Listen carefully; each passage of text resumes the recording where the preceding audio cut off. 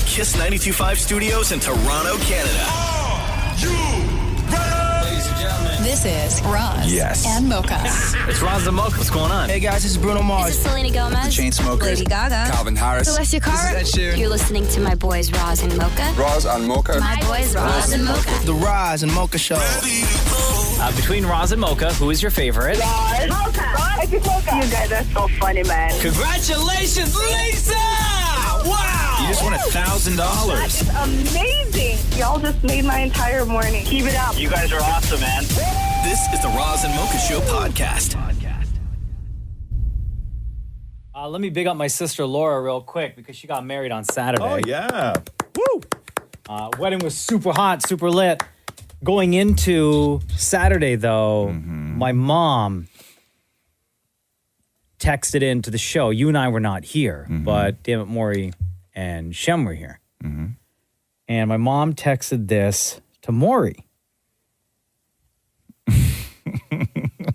Why are you rubbing your eyes more? Good morning. Hope you are okay. Can you ask Shem to give a shout out to Mocha's sister Laura? Period. She is getting married tomorrow. Period. Yeah. Thanks. Yeah. Right? Yeah. That's what the text should have read. Right. What it actually read Okay. and what Maurie said are still two completely different things. Okay. Okay? Okay. And here's where I got into a little bit of a disagreement with my mother because I was like, you're wrong for this. Okay. And my mother said, no, Maurie should know better. He's wrong for this, for what was actually said on the radio. Okay. So here's what my mom actually wrote. Good morning. Hope you are okay.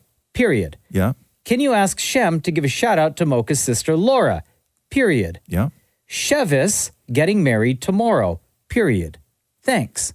Chevis. Instead of saying she is, typing it out, Right. she wrote SHE. She went to hit space bar, but hit the letter V instead. Okay. And then continued with IS. Yeah. Oh, and he sent that to Maurie? And sent that to Maurie. Oh, my So you have God. one person who is not the best on text with spelling and grammar, sending it to another person who on text is not the best at spelling and grammar, who also, when speaking, is not the best at grammar. And also, though, you have to add into this as well, nobody wants to disappoint your mom, right?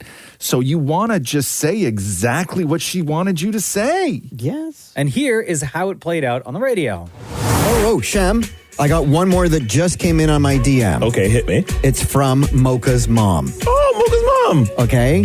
Can we give a shout out to Mocha's sister Laura? Because Laura and Chevis are getting married tomorrow. Congratulations, Laura. Woo! We love you. So wait a second. So, Maury, you didn't even read it exactly the way it was read. No. Well, I read Chevis. I know, but that's not what she wrote, though. It's not what she wrote. Well, I had to sort of make it for radio. Like I had to liven it up. What do you mean? Liven it up. There's a period after the name Laura, and then new sentence started. Right, but what am I supposed to do? Congratulations, Laura. Chevis is getting married? So what I said to my mother was... Oh, what a disaster. This couldn't have... A mom texting more. Oh, my God. This couldn't have Here's gone where I worse. also said to my mom where she is more in the wrong. I was like, okay, sure, you misspelled, but you also didn't say in your text the name of... Yeah. Your future son-in-law. Yeah. Because I don't know who that... I thought it was Chevis. Right? So, like, I could understand why Maurie would make that... that assumption. Yeah. You know, right? from now on, he's Chevis. Yeah, you got it. Yeah. As of Friday, we were calling him Chevis. I knew it. Like, his name is no longer Andre. Andre, I love you and everything, but dog, your name is also now... Chevis is a much cooler name. And then what happened? And then who texted? Was it my sister or my mother texted you, Shem? Oh, it was your sister, Laura. And what she said? And then What? What did she say? Because Shem's response is actually pretty accurate. I can't listen. Okay. Here, while you find that text, you can't be surprised when a mom, starts texting Maurie that this is all going to work out great for everyone. It's just not. The odds are not in your favor. I got one more that just came in on my DM. Okay, hit me. It's from Mocha's mom. Oh, Mocha's mom. Okay. Can we give a shout out to Mocha's sister Laura? Because Laura and Chevis are getting married to Laura. So what did she say? What did Laura say to you? She says, my mom didn't check her message before sending it to Maurie. Supposed to read she is instead, not marrying Chevis. Not all of the city thinks that I'm marrying Chevis. And then I replied, I do hope that you and Chevis have a wonderful life together. Oh, poor thing. Oh, yeah. And you she didn't- said people couldn't stop laughing. And then Shem, no, but you said you didn't. You assumed. Yes. I said I also love how I didn't question because that sounds like a black name. He's a black guy. Andre's a black guy. Right? So Shem, you knew that she's marrying a black guy. And you're like, yeah, makes Chevis. Why would I question that? This is the Roz and Mocha Show podcast. Liar, liar, liar. So here's my question for you. And I know we're not that deep into the day yet, but I'm just reading this story here where they say at least a quarter of people lie at least once a day. Once a day. Now, they don't go into extremes on like what constitutes a lie. Like we're not talking about hiding affairs. It could be, did you eat the last cookie? Oh, yeah. Right? Yeah, You know what I yeah. mean? Like there's a spectrum on lying. Sure. And they say once a day, minimum once a day. Maury, I'm not even going to bring you into this. I haven't lied yet today. Oh, that's a lie. Please. That's a lie. That's It's a total lie already. It's a total You lie lie. to us every day. I can't imagine the lies that you tell at home. That's the other thing too that we're going to get into is how do you spot a liar? Because one thing I do need to know from Maury is that because Maury is such an enormous liar, are you good at spotting when you are being lied yes. to? Bull, no. Yes. Maury, no chance. I'm No not going to chance. say what they are because I Yeah. don't want to bring attention to it. Yeah, his But tells. Maury has so many tells when he's lying. Oh, yes. Let's So do many this. tells. No. So many Because I'm tells. not going to bring attention to it So many because then tells. you'll know. That's Yeah. why. Maury, you've come in and said something before, like just and I'm not saying it's even like show changing or life changing or whatever, something completely innocuous, right? Yeah. Like something so mundane that it makes no difference on anyone's life or day for that matter. You've come in here and said something and walked away, and Mocha and I both looked at each other and went, lie. What, just because it's Oculus? No, because you have tells. Yeah, You big have time. tells. Big So, time. Maury, when were you talking to Julia Fox, Maury? Oh, talking to Julia Fox a couple of days ago for her new movie, Something You Said Last Night. This is Uncut Gems, Julia Yes. Fox, Kanye's ex, Julia Fox. Oh, were you asking her about lying? Absolutely. Okay, so here's Julia Fox. Now, a new poll said 25% admit to lying at least once a day. Do you lie once a day, and can you spot a liar? Oh my God, I have such an amazing lie detector. I just know when people are lying to me. And the thing is, I can't let them slide. Like, I have to call them out. And I feel like it becomes a point of contention in my relationships because I'll be like, I don't know, I just know you're lying. And they're like, but you have no reason to think I'm lying. And it's like, babe, but I just do, you know? And I'm always right. So, but no, I actually don't. If I do lie, it's like very like white lies, like, oh, like I couldn't talk because I was like on the toilet, but in reality I was like scrolling on TikTok and I just like didn't want to talk, or like, you know what I mean? It's like those types of white lies. If it's something really important, I feel like honesty just is the best policy, and I feel like whoever loves you will accept that. Oh, yo, don't mess with Julia Fox. She will know. I know people go in on Julia Fox. I find her very endearing. You know that? Right, I I really love it. like her. I really do. I think she's dynamite, Julia Fox. So we'll get your calls on this if you want to join the show. But how do you tell, like, when you're being lied to? I think that is the question, right? Jamie, I believe, is on hold. Hello, Jamie. Hello? You are capable of telling when you're being lied to. Oh, 100%. Everybody's like 100. Everybody's an expert. Everybody's an expert. Okay, tell us how, and tell us the last time you caught someone in a lie and what it was they were lying about. Oh, well, definitely when someone starts to give you too much of an explanation. Okay. You know, they're like, you know, I did this because, and they give you the whole story. And, you know, like when someone tells you something, they don't tell you the whole story. So when they're explaining too much and giving too many details, you definitely know they're lying for sure. Okay. So what was the circumstance during the last time you caught somebody lying? Oh, it's been a long time since someone's lied to me. Funny enough. Because just people don't lie to you anymore because you're so good at it. But I think that all you people who say that you're experts on detecting lies, right? Like lies are like toupees. You only notice the bad ones, right? Yeah. Well, that's very true. And you only notice the bad liars. You only notice the bad liars. You've only ever called out the bad liars. Nobody's ever calling out the experts, right? This is true. Yes. This is true. Yes. Yeah. All right, so you got no stories? Yeah. I'm interested. I want some juicy details here. Well, I know. Like it's funny because my son doesn't even lie to me. My son is like 18 and he tells me all the truth. So it's hard to say. Okay. Your son's a great liar. No. No, he's just a good boy. No, the trick with lies too is you have to, like, if you're going to be an expert liar, the other thing you have to do is you have to have in your arsenal the ability to tell a bad lie and allow yourself to get busted every now and then on something that makes no difference to anyone. Right? Oh. So would you consider yourself then, Roz, an expert liar? I'm an expert liar, although I try to never lie. Okay. Although I try to never lie, So you don't practice? No. I'm non-practicing. Okay. Okay, good. Yes. You're a non-practicing expert liar. I'm a non-practicing expert liar. Okay. Yes. Okay. When did you figure it out? When did you crack the code? On how to lie? When I figured out, it wasn't about, for me, it was never about what I say. The lie only works when you know what the person you're talking to is willing to believe. Oh, good one. That's like witchcraft. Yeah, that's where a good lie comes from. You never lie the same way to all people.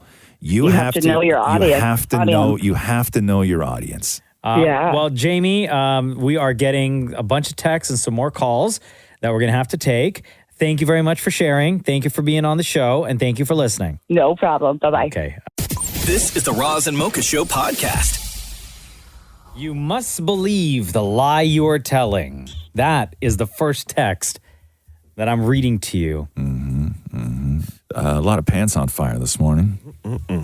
So we were talking about lying. One, people who are good at it, but also people who feel that they are expert lie detectors, and sort of what are the tells when you know you're being lied to? Like, how do you bust people in a lie? And I had said, very early on in the conversation that, a lie is like a toupee where you only notice the bad ones. Like, you can be lied to by an expert liar and you're never going to pick up on it.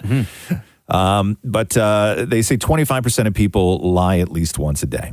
Now, whether that is a monumental lie, life-changing, lie, something financial, something whatever, or if it's just completely mundane, I don't want to go out tonight because I got something to do, when really you just don't want to go out and you just want to sit home and watch Netflix, right? Like that kind of thing. Who knows what kind of lie? But everybody lies. Everybody lies is what they're saying. Another text reads, I can believe that Roz is an expert liar because you just said, you told us that you're an expert liar. Sure, but I try not to lie. Like, that's my thing, is I rarely lie. He's charming, he's smooth, just like a good liar. Come on, man. I'm not an expert liar, but I think for a lie to be believable, you need to give it some truth, like the game Two Truths and a Lie. Telling when my wife is lying is easy. It's just every time she tells me that I'm sexy. Oh my God. That's so sad. Of course, people are calling in because they say that they have ways of knowing or telling when somebody is lying. Amanda, go ahead. I can't say I'm perfect at spotting a liar. And I've dated quite a lot of narcissistic people. So both my children's fathers. Oh, wow. Okay. Not to speak badly of them, No, not at all. So how did you spot the lying then? Because we assume you're reaching out because you know that they've lied. How do you spot the lying? It's body language. So a lot of the time I got used to it. He'd get mad at me instantly. He would be irritated, get mad at me, and then he would try to either change the subject or they would try to blame me for something. Oh, okay, gotcha. They're just turn it right on you. So what would happen when they got caught in the lie, when you said, like, I actually know that you're lying? Oh, so I have a great story for you for that one. Go. I got cheated on, and the girl who was with him during this deed, I found an email. I was one of those people that we didn't have a lot of trust. It was really bad. I should have got out of the relationship a long time ago. Yes. But, you know, I'm like, he'll change. I had good faith. I'm a good person. I have a big heart. And I'm like, yeah. So I found this email in his email, and it was this girl. I reached out to her. She told me absolutely everything that happened, every single detail. Did she know about you when she was with him? Yes. Oh. And did you go creeping through his emails because you suspected something was going on, or were you going looking for something else? No, so I don't remember what I was doing. I don't think I was going through to find something. I think I just happened to find it. We had a computer that was kind of shared, so I think I might have found it by accident. Right. So it wasn't intentional. But, you know, everything happens for a reason. There's a reason why I found it. Damn. And at the time, our son was not even 2 years old yet. Damn. So when you confronted him real quick, did he still deny it, or once you told him that you had busted him, did he cop to the whole thing? Oh, see, this was the funny part. So I printed off the whole conversation between me and the girl. Oh, my God, yes. No. Damn, the printout on the kitchen table. I printed everything out. I went to his house, and we met him outside, and I was like, okay, this is your last chance. Did you cheat on me? And he started saying, F you, you're crazy, F that. Yeah. And I was like, oh, yeah? Threw the papers on the trunk, and I said, read those. And I walked into his house, and then the funnier part is he walked inside his house about 5 minutes later, and his dad looked at me and looked at him and goes, oh, boy, what did you do? Oh, damn. Wow, good for you. Good for you. Thank you for sharing all the juicy details, Amanda. The Roz and Mocha Show podcast. We were talking a lot about lying, and a story that had come out that said 25% of people lie at least once a day. But the real interesting part is how many people claim that they are expert lie detectors when they know exactly when they're being lied to. You know what I mean? One person said, good liars can always spot good liars. XOXO. From a constant liar. Oh, wow. Jeez. No name attached to that one. No. I gotcha. A name attached to this one, though. Yeah. I'm good at manipulation, not so much lying. That comes to us from Lissa. Oh, wow. To detect liars, you have to have an impeccable memory. Also, you pay attention to the tiniest details. The way they talk, move their body, even their eyes. Yeah, but you don't know. You can't tell when somebody's affect is like based on the lie, or if they're just nervous. Or another person said there's a slight hesitation before they answer. And also, they avert their eyes when lying. Ooh, Maurie writing down, like Maurie making like the quickest note-taking I've ever seen in the history of the show. Don't worry about me. Just read more text. Don't worry about me. Oh, no. Hold on. We have to get to the phones. I believe this is Alicia. Hi, Alicia. Hi. Good morning. How are you? Doing good. How are you? Oh, not bad. Are you another one of these expert lie detectors? Yes, I am. Everybody is. Okay. What do you look for? How do you know when somebody's lying? First of all, when somebody starts a question, I swear to God. Every time they begin the sentence, I swear to God, that's a lie. Yeah. Okay. And they never give you eye contact. Eye contact. I've heard that before, though. I've heard that before. That when somebody's lying, they want to avoid looking at you, right? Yeah. Yes, they never look directly at you. They always look about every surrounding around them, but they never look directly to you. Some people, like Damn It Maury, right, where Damn It Maury crumbles is Damn It Maury builds his lie in his head, come in, tells the lie, but where it all goes to hell is that I will just ask one simple follow-up. And Maury's like, let me check on that. As soon as he says, let me check on that, I know I was just lied to. That's fine. It's fine. It's fine. I'll give him that one. No, but Maury, a follow-up is when most people crumble, right? Like if you ask just a simple follow-up based on something that isn't even necessarily the lie itself, right? That's when the person crumbles. Because Maury crumbles all the time. They're not, because they're not prepared. No. That's what makes me endearing. No. And because Maury winds up lying on top of lies, right? Which is very dangerous. So if somebody's lying to you, right, about say, I don't even know that they didn't return something, right? They say they returned it. You say, no, you didn't return it, right? So if you're lying about this, if they're telling you a lie, here, I'm going to tell you the story of like how I returned it, right? And they're going into this thing about how they are for sure they returned it, even though they didn't, they kept it. But if they're going in on like they returned it, I will never ask a follow-up specific to what the event was. I'll ask a follow-up that makes them think on their feet, right? Sure. So I'll say, like, what time of day was that? 8 p.m. Right? Then, Maury, then what I wind up doing is I go down that road with you. That's fine. Then 8 p.m., sun was setting. We start talking about 8 p.m. No. As soon as you say 8 p.m. sun was setting, you're a liar. Because the sun don't set at 8 o'clock now. Right? You're a liar. And then I go down that road of interrogation where it has nothing to do with the thing, but I will start pulling your story apart detail by detail by detail. Dude, I watch enough Law and Order to know how to, Maury, you are the worst actor and the worst liar. I know you have to make sure that you listen to the question so that when you're being interrogated, you're on it. Maury. Don't answer too quickly. Maury, I bust you in lies all the time. Not ever again. Never again? Yay! Okay, here's a fun game. Challenge. Damn it, Maury. Accepted. What is the last thing you lied to Roz and I about? Never. Don't lie. Bro, come on. Okay. Exactly. There he is. Shed There it is right five. there. There it is. Alicia, what's the last thing you busted somebody lying about where no direct eye contact was given and you knew right then and there that person was lying? I was cheated on in a previous relationship. Oh, no. And I knew all the facts. Yeah. And I wanted to confront the person. When I did that, they were like, I swear to God I was with this person. I said, okay, then call the person. Mm-hmm. When I called the person, they're like, who is this again?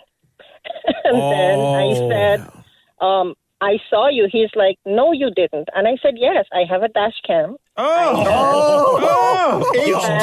Yo, with the dash cam. And I said, there you were. And don't lie to me. I said, I'm a Guyanese, and I figure things out on my own. That's I don't need anybody to tell me that. Yeah. Yo, caught your box. Damn, Alicia. That's like an episode of Cheaters. Wow, dash cam. That's amazing. Thank you, Alicia. And I want to say I've been a listener from day one. Aw, we love that. I lost my husband the same year that you guys came on to the show. And you guys got me through some rough times. I lost my mom to cancer. I lost my dad when Roz, a few months before Roz lost his dad. Mm-hmm. And you guys did so wonderful things into my life. You bring laughter into my life, and every day you make your family grow with me. And it's like being a part of your family. Roz, congratulations on being Guyanese. Thank you. And I thought you were going to say congratulations on getting married. No, the more important is me being Guyanese. Yeah. Yeah, your book and your wedding. Congratulations, and I wish you all the best. Thank you. And Mocha, congratulations on your win. On your win? Your big win? Yeah. Your race that you did. By the way, Maury just sent me a note saying she's lying right now. Oh, no. I swear to God. Maury's going to lie to Matthew for the interview he did, and he was cheating. I will call Matthew. Wow. Oh, Alicia got notes. Yeah. Look at Maury's face right now. Jaw wide open. Jaw wide open. Uh-huh. And congratulations to you as well for participating in the race. Oh, thanks. Make the Guyanese proud. You're the best. I I love you. you. I love you. I just want you to know that. Yeah, Alicia, we're going to hang on to your info. You got to be on the show again. Thanks, guys, and all the best. And Mocha, thank you for sharing your wonderful son with us. Oh, girl. And he is such an amazing kid, and I love watching him. And even my son is autistic, and he just comes on and he's like, was and Mocha. And he is nonverbal partially, but when you guys come on, he would just start giggling. And you became a part of his life. So thank you very much, and thanks for sharing your family with me. Stop emailing me, Maurie. You're going to make me cry. No, man, not cry, man. No. Oh, my God. Oh, my God. I'm going home and make some nice dal and rice and Love you, Alicia. Thank you for being a part of the Roz and Mocha Show family. Your support means everything to us, and you and your son are the reason why we do what we do every single day. Always remember that, okay? Thank you very much. All right, take care. Have a pleasant day, guys. This is the Roz and Mocha Show podcast. I saw a guy walking down the highway this morning. Oh, yeah? And like he had like Stop to see if he needed help. No. Are you crazy? What if he needed help? Are you nuts? He looked like he needed help though. Oh, did you call I'll tell anyone? you what. Nah. Oh. I don't want to get involved. I don't get involved in stuff like that. But he had half his shirt was like torn, and he was like walking down the highway in the rain, and there was like a big hill that sort of like dropped off like right onto where I was, and I start putting the story together in my head as What, I'm like he fell down the hill? or he was like he's on the lam or something like that, or he was with some lady in her place, and then the husband came home and he dipped through the backyard and jumped over the fence and didn't realize that you're diving into a ravine at that point. And like, I had this whole thing going on with this guy. Jeez. I don't know what happened. You're writing an episode of I was. I don't know what happened to the guy. Hope he's okay, but it was. Well, what happens to him in your story? It was. Yeah, what happens to him in the story? It was. Okay, so in your story, he's on the lam, right? Yeah, I don't know. All I know is that it was scary for me. For you. What do you mean? What do you mean? What do you mean? It was scary for me. You're driving and you see a guy stumbling down the highway. That's not scary for me. But that was 2 seconds. You drove past him, and then out of sight, out of mind. I mean, still in your mind, but out of your life. Yeah, I know. Are you okay, Ross? Thank goodness. Yes, Shem. Thank you. I'm fine. And nobody's asked that yet. No, I feel like they thank should. you. Yeah, my well-being in all Are of you this. okay, Ross? Yes, I'm fine. Thank you. But how's the guy? Yeah, I don't know. You need anything? He doesn't know. He looked like he knew. He looked like he knew where he was going. What? Dirty with the ripped shirt? Yeah, Roll down that stumbling hill? along. It was shocking though because it's like raining and like you don't expect to see that stuff. And I watched too many horror movies when I was a kid, right? Like you don't stop for people. Like I'm not stopping on the side of the highway to help the stumbling guy, right? Like I'm not doing it. Like I feel terrible for him, but I rely on the kindness of others in situations like this, right? That's just how I roll. It's just how I roll. Like somebody like Mocha is going to be behind me, coming up soon, who's going to stop and ask the fella if he's okay. I called 911 once because there was looked like a scared deer on the highway. Really? I drove by a human man and you called 911 because you thought a deer was in danger? Wow, that's the difference. The highway. That's the difference between you and me right there. Across the highway was in the middle. Yeah. And I was like, this deer's getting hit for sure. Yeah. And then I called and I was like, yo, this is deer. Yeah. Looks scared. Southbound. What did they say on 911? They were like, we'll send somebody Really? to check it They out. did? Yes. Yeah? Oh, good. Yes. Okay. It was an animal, scared animal trying to cross the highway. Ross, did you call 911 for the guy? Well, were you not listening to the story? I know, but I want to hear it again. No, I did. I told you I don't get involved in stuff like that. I don't want to be on a 911 call. Like I said, he looked like he knew where he was going.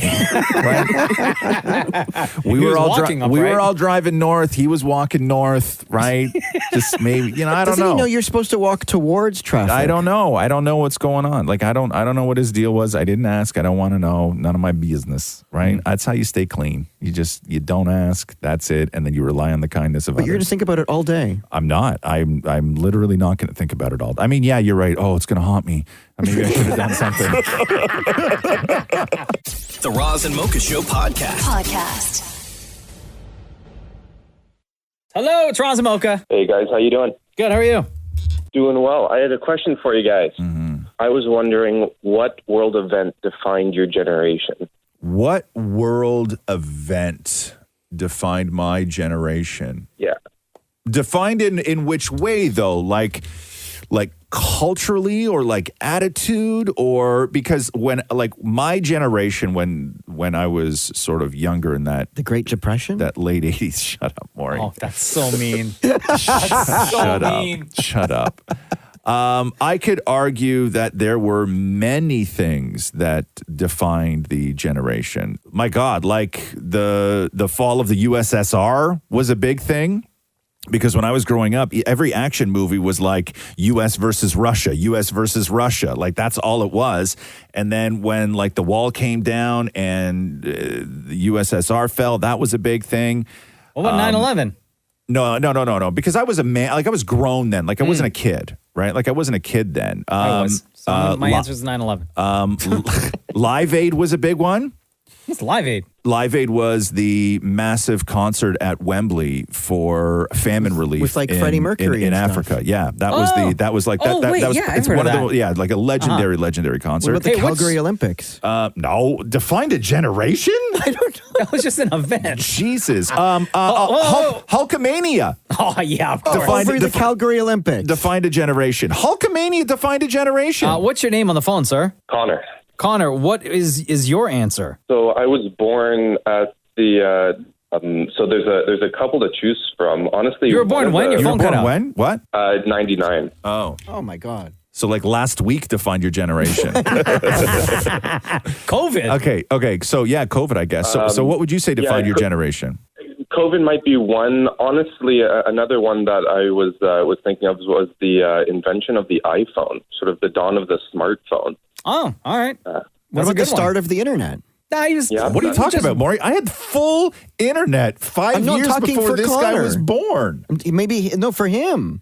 No, but he wouldn't have had access until like 10 years later. He doesn't know the world without the internet.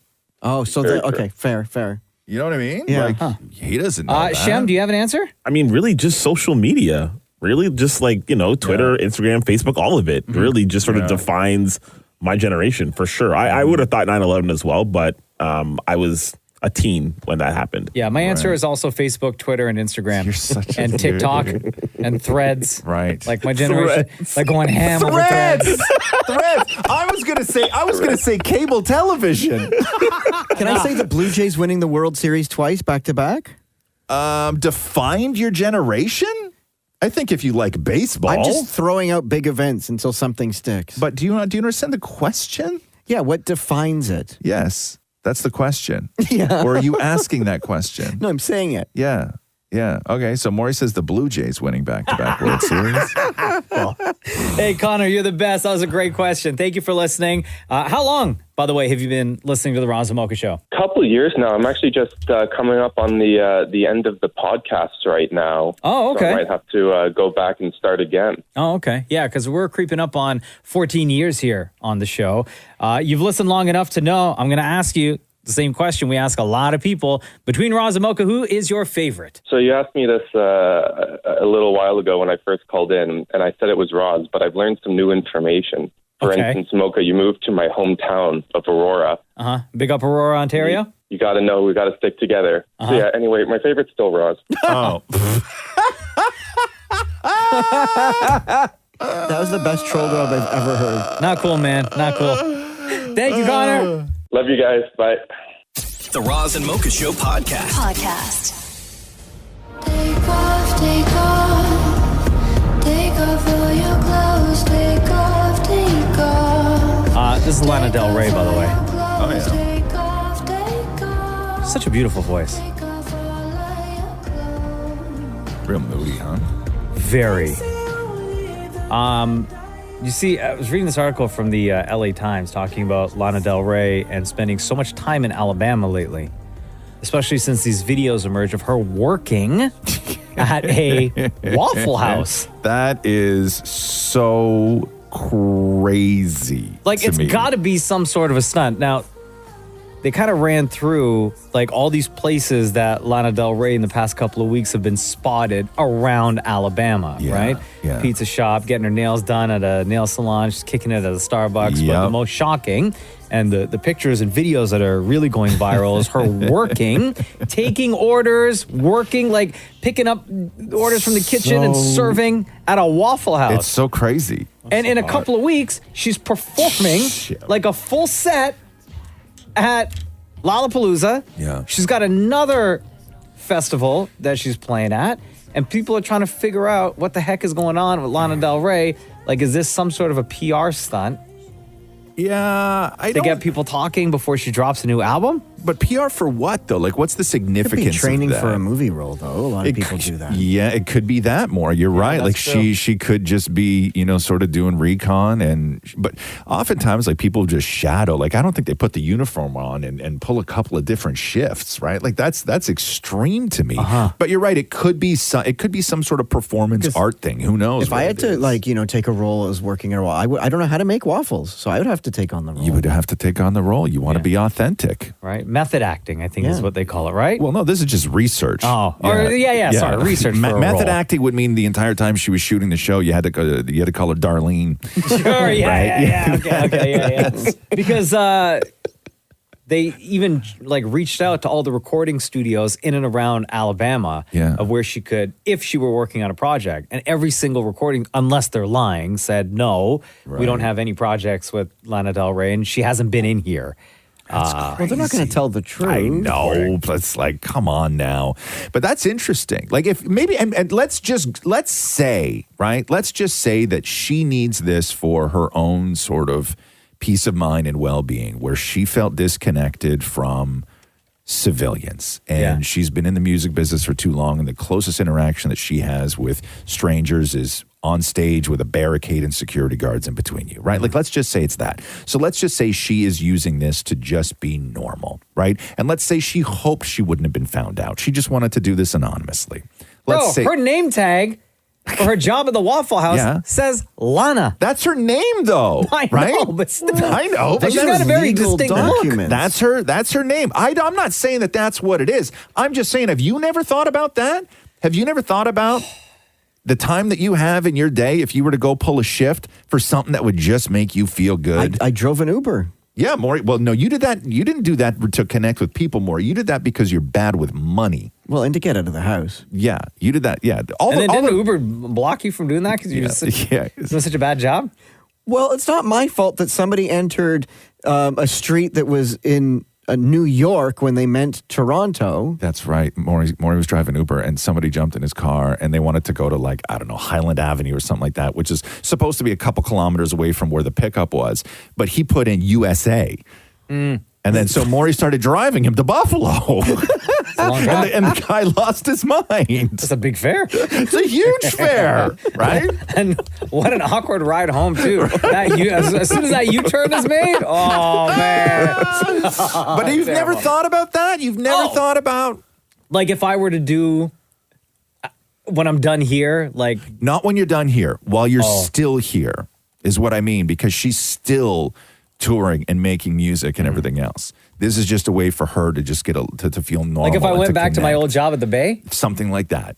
Like what if you just decided to drive a tow motor in the stockroom at the Bay and move skids around? Or you built decks on the weekend for people. You build decks. Thank you, Maurie. Something like that. Something like that. You've never thought about that? Nah. No? At all, huh? No, I do all the time. Do you? Yeah, what would you do? I've actually years ago, I went and helped somebody demo a place that they were renovating. Really? Yeah, with other guys too. Like they were all getting paid, and I didn't get paid. Oh, just for funsies? Yeah, I just went for fun. What about hairstyling, Ross? Yeah. Hairstyling? No, I'd screw that up. Oh my God, that's too much pressure. Yeah, everybody out there leaving the place bald. I'm walking in there. The Roz and Mocha Show podcast. Podcast. Roz Roz and Mocha's Fix My Life. What advice can you guys give me? Okay, so my question is, Got a problem you can't fix? Roz and Mocha got you. All right, Ashley, let's get right to it. Why are you here on FML? oh, I got more wedding drama for you. Oh, Yes. Wedding season, wedding you. drama. Love it. Ashley, you wrote us this. Hey, Roz and Mocha, fix my life. My 27-year-old cousin is expecting a +1 to my older sister's wedding next year for her American boyfriend, whom we've only met twice, and they've been together for less than a year. And when my grandparents found out about him not coming, Yeah. she threatened not to show up and blame me for the whole issue. Sorry. Okay, explain what's going on here. Yeah, so it's actually my 17-year-old cousin who's still in high school. Okay. She met her American boyfriend who lives in Chicago on a cruise less than a year ago. Okay. And they stayed in touch. Okay. So recently we went wedding dress shopping for my older sister who's marrying her fiance of almost 13 years. Yeah. And she has some strong opinions and made Who it does? very well. The My 17-year-old? grandmother. Your grandmother. Okay, your My grandmother grandmother. has strong opinions about the 17-year-old cousin who has an American boyfriend.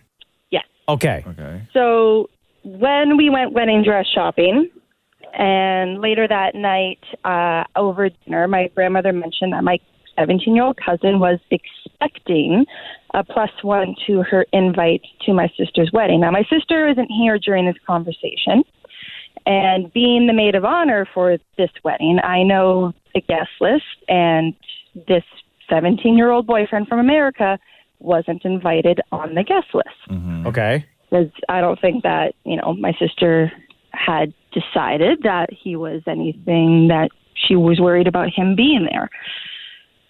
So I text my sister saying that my grandmother is saying this over dinner, and she's obviously like, no, he's not invited.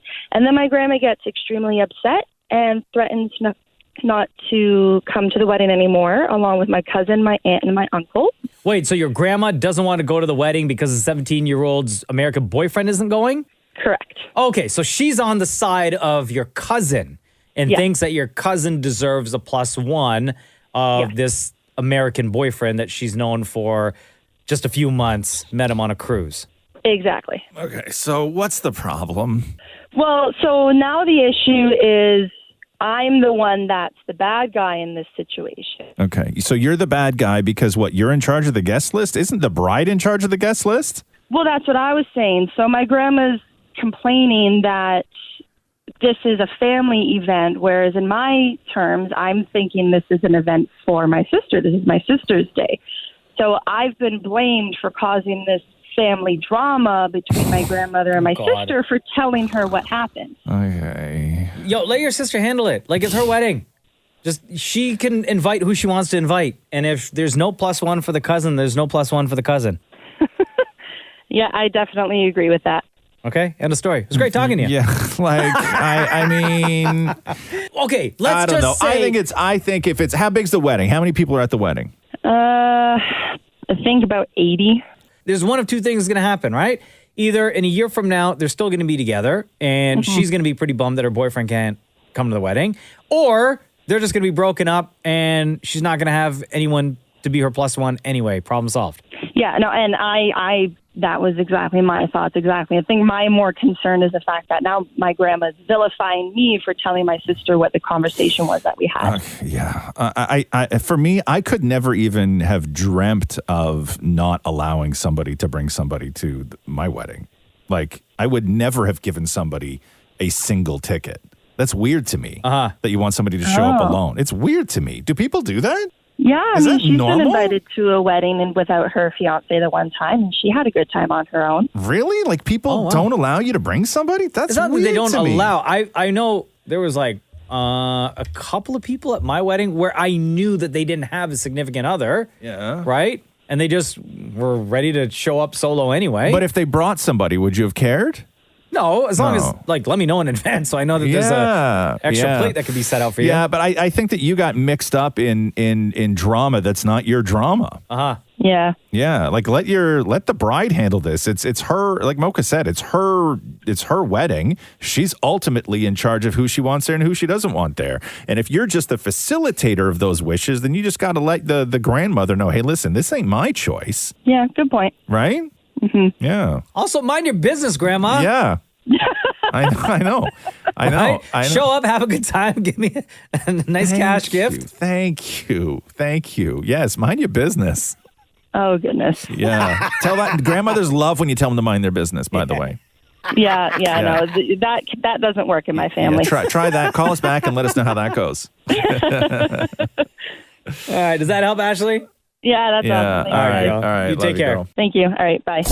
Roz and Mocha's Fix My Life. On Kiss. Line 1, hello. It's Roz and Mocha. Hey, how's it going? Good. How are you? Good. I have a conspiracy theory for you guys. All right. So, does anybody know, obviously Roz, but does anybody know why Maurie's on page 291? Huh? Oh, well, so the Maurie's mentioned in my book?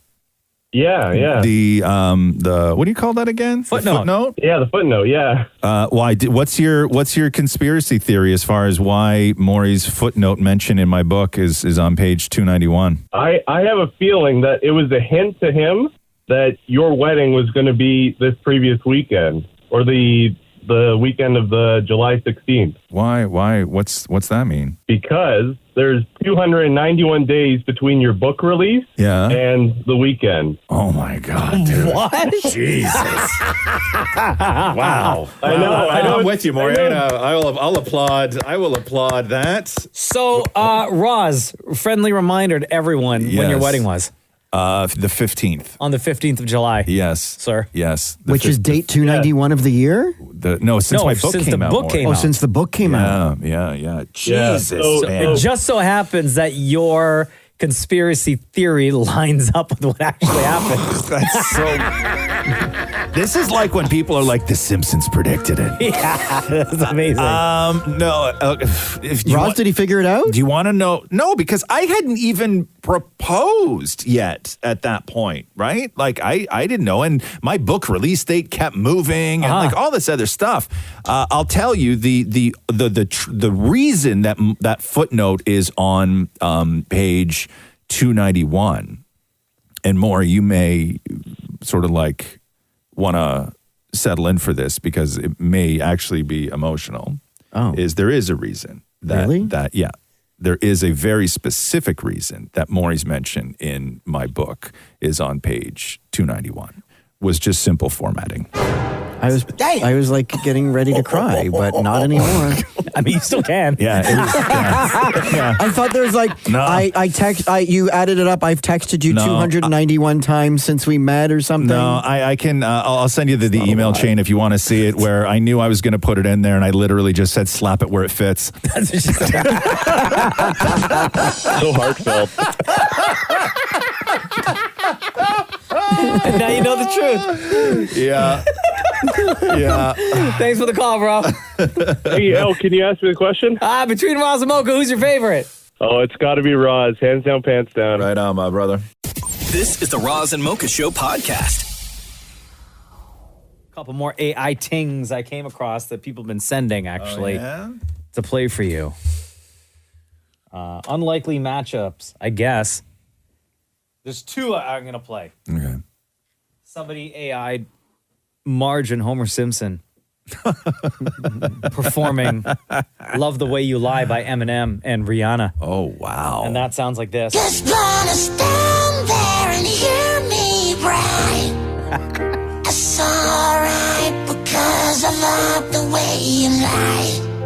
Love the way you lie. Okay, get ready. I can't tell you what it really is. I can only tell you what it feels like. Right now it's a steel knife in my windpipe. I can't breathe, I still fight. All I can fight, as long as the wrong feels right, it's like I'm in flight. High off a long drop from my head. It's like I'm I'm done with this one. I'm done with You're this done with this one? Yeah, I'm done. Okay, you're done. So here, let's go back real quick and play everyone's favorite, Frank Sinatra singing Lil Jon, Get Low. Because... To the window, to the wall. There's actually another Frank Sinatra one. The sweat drops down my... Now than ever. Till all you crawl goddamn. So that's a somebody good one. AI'd Frank Sinatra. Again, it'll never be as good as Lil Jon, Get Low, Okay. but here's a great attempt. Let's go back and I'll play for you what the original song sounds Okay, like yeah. before we get the Frank Sinatra AI version. As I walk through the valley of the shadow of death, I take a look at my life and Coolio. realize there's nothing left, 'cause I've been R.I.P. blasting Coolio. and blasting so Two legends, bad. right? Even my mama thinks that my mind is gone, but I ain't never crossed a man. So you want to hear what AI Frank Sinatra sounds like singing Gangsta's Paradise by Coolio? Please. Yes, please. All right, here you go.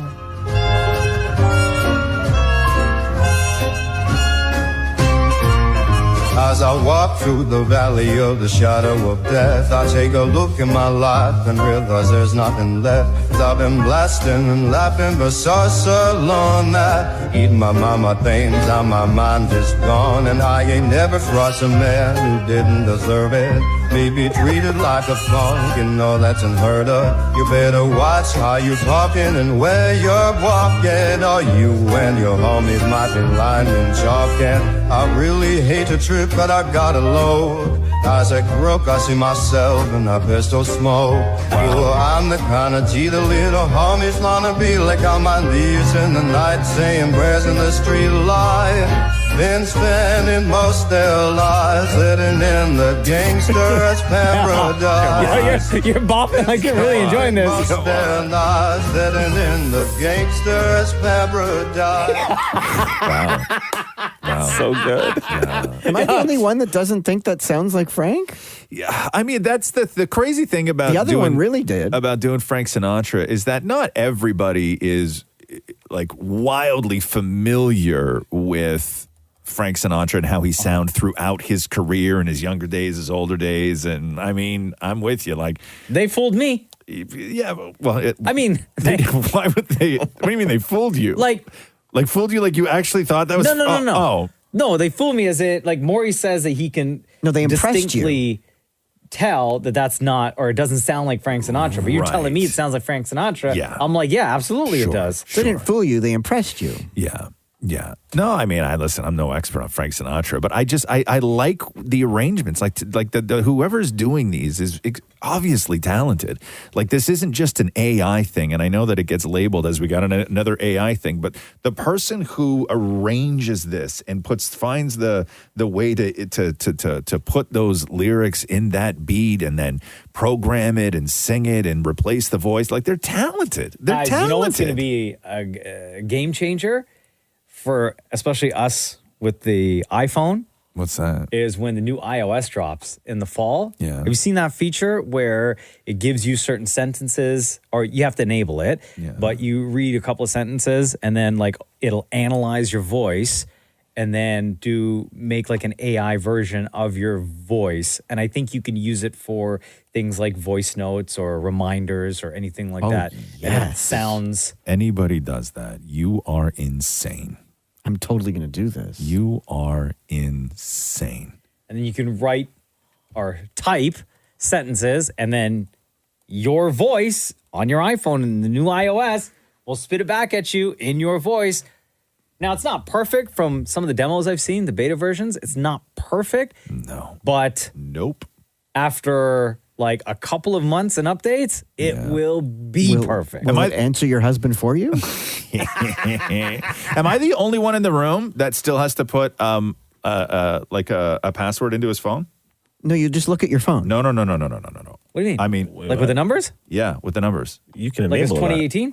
What's that? Yeah, I don't let it scan my face to open my phone.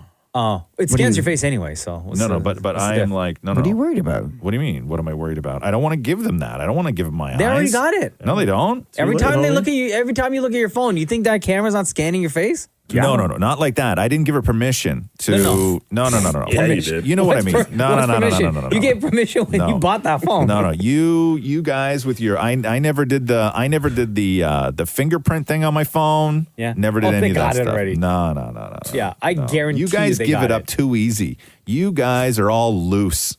You're so loose. No arguments. So loose. Shut up. Loosey goosey right over here. What? No. Hold on. no. What? What'd you just say? Talking phones, bro. I'm talking phone, like technology. I'm all loosey-goosey with the tech. No, you're not. You're loosey-goosey with just about everything. Yo. Waistline, bro. This is the Roz and Mocha Show podcast. I'm just reading all of this. Justin Timberlake can't do anything, man.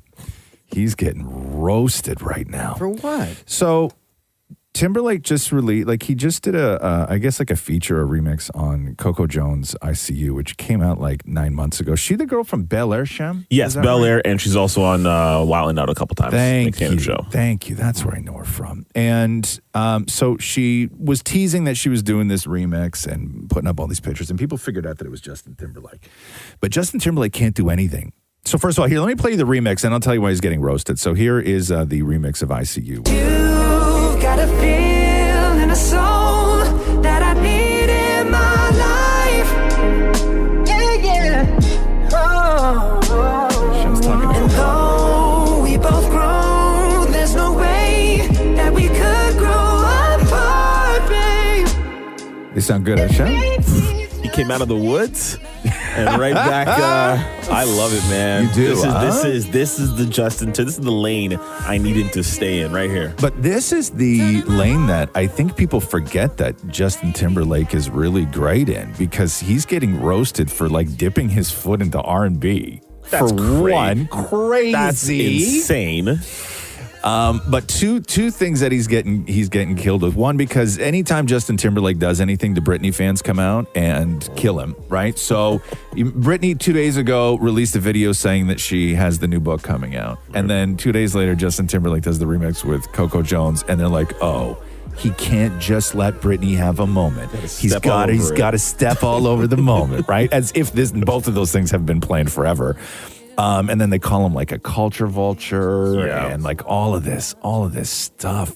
But he's getting killed. Like, he can't do anything. Like, people love roasting Justin Timberlake. It's crazy. But you know that stems from the whole Janet Jackson stuff, right? Like, especially because he teamed up with a black woman. For the people who don't know, Coco Jones is a black woman, right? So him teaming up with her feels, to some, a little cultural vulture. But I mean, Justin Timberlake, listen, as a member of the black community, I'm going to go ahead and say that Justin Timberlake, musically speaking, is a member. Right. He's fantastic. It's interesting because because Timberlake hasn't had an album out since 2018. And as you get younger generations who sort of start growing up and they only know sort of what they know, there is now a very large population who only know Justin Timberlake as a scumbag. Yeah, and the guy in the woods. Yes, and they're a very, very loud group of people. Yeah, you don't want to mess them up. Who only know him as like, people are talking about how, you're going to release this and you cheat on your wife. Like, all of this stuff, it's so crazy he can't do anything. But I think the song's great. The Roz and Mocha Show podcast. Mitch Marner down at the CNE where all the indie stuff is happening. It's the 5th annual Marner All-Star Invitational, focusing on kids and social care and health and education and all that other stuff that Mitch is really, really great at. What was it like down there yesterday, Maura? Oh, my God. Was it crazy? Did you get locked in the indie chaos? I literally climbed fences. Yeah. I climbed a fence to get to this building. Were you wearing appropriate pants or no? No. Rainbows don't stretch. So much going on with Mitch Marner. He's getting married this summer. But big changes on the team. And I know that Maurie was heartbroken when Michael Bunting oh my God, don't even, I'm going to cry. Got traded because they won. Michael Bunting, big fan of the show. And he grew up listening to this show. And he and Maurie got along real well. And flirty and stupid and everything else like that. You still are on DM. Nobody wants to hear about you and your Michael. Actually, no, I shouldn't say that. Everyone wants to hear about your Michael Bunting DMs. But now that Bunting is out, here's Mitch's take. Now, a lot of amazing players have left the Leafs this year, one of which Michael Bunting, who I thought, you first of all, before he joined, were the cutest on the team. Bunting then became the cutest on the team. So now you're back to being the cutest on the team. How does that make you feel? Yeah, it's great. I don't think he ever took that away from me, if I'm going to be honest, but we'll let him have that fame, I guess. We got a lot of cute guys on our team, though. I don't know, so I guess I'll take the honorary. It's going to be, I think Revo might have a competition there. He's always shirts off in his interviews after matches. So it'll be funny to see I heard he said he's going to bring that to Toronto. So I'm very interested to see how our PR team's going to handle that one, but I'm excited to watch it. You know what's crazy is that every time you ask a question more, I cringe, right? Because I think that they're going to be like, man, I don't want to talk about that. And then they do. Because it's just great. Okay, so yes, it was Michael Bunting, Ryan O'Reilly, Justin Hall, Luke Shen, Alex Kerfoot, Noah Licari, all out. And here's more with Maurie and Mitch Marner. As I said, a lot of incredible players have left the Leafs this year, including Michael Bunting, Ryan O'Reilly, Justin Hall, Luke Shen, Alex Kerfoot, Noel, Italian last name. Now, I want to find out from you, if you could rank them, who will you miss most? Rank these from miss the most to not miss the most. So who I'm going to miss the most is first. Yeah. I will say I'm going to miss Justin Hall the most. Okay. And then I'm going to go to Alex Kerfoot. I really want to screw Bunce over just because he knows I'm going to be joking, but I'll put Bunce there third. Okay. I don't like this game. I'm going to get, if I put Schenner at the end, he's going to see this somehow because he's constantly looking at stuff. He's going to text me being like, what the hell? I was just at a wedding with him too. He's going to be pissed. Okay, I'll go Schenner next. Yeah. And then I'll go Cookie and then I'll go Factor. But Factor's going to be pissed at me, I think, too. But whatever, right? I miss them all. I'm going to miss them all the most. I don't even know who he was talking about those last couple. I don't know the nicknames. The nicknames are so Factor. Factor, Cookie. I'm like, so who's last? Cookie or Factor? I'm looking on the list here, and I'm Ryan like, O'Reilly, I think is Factor. Yeah. Oh, I got you. I'm like, I don't see Cookie's name on the list. But Mitch is getting married, and how are those plans going? You are going to be getting married very soon. Congratulations. Have the wedding planning stuff begun?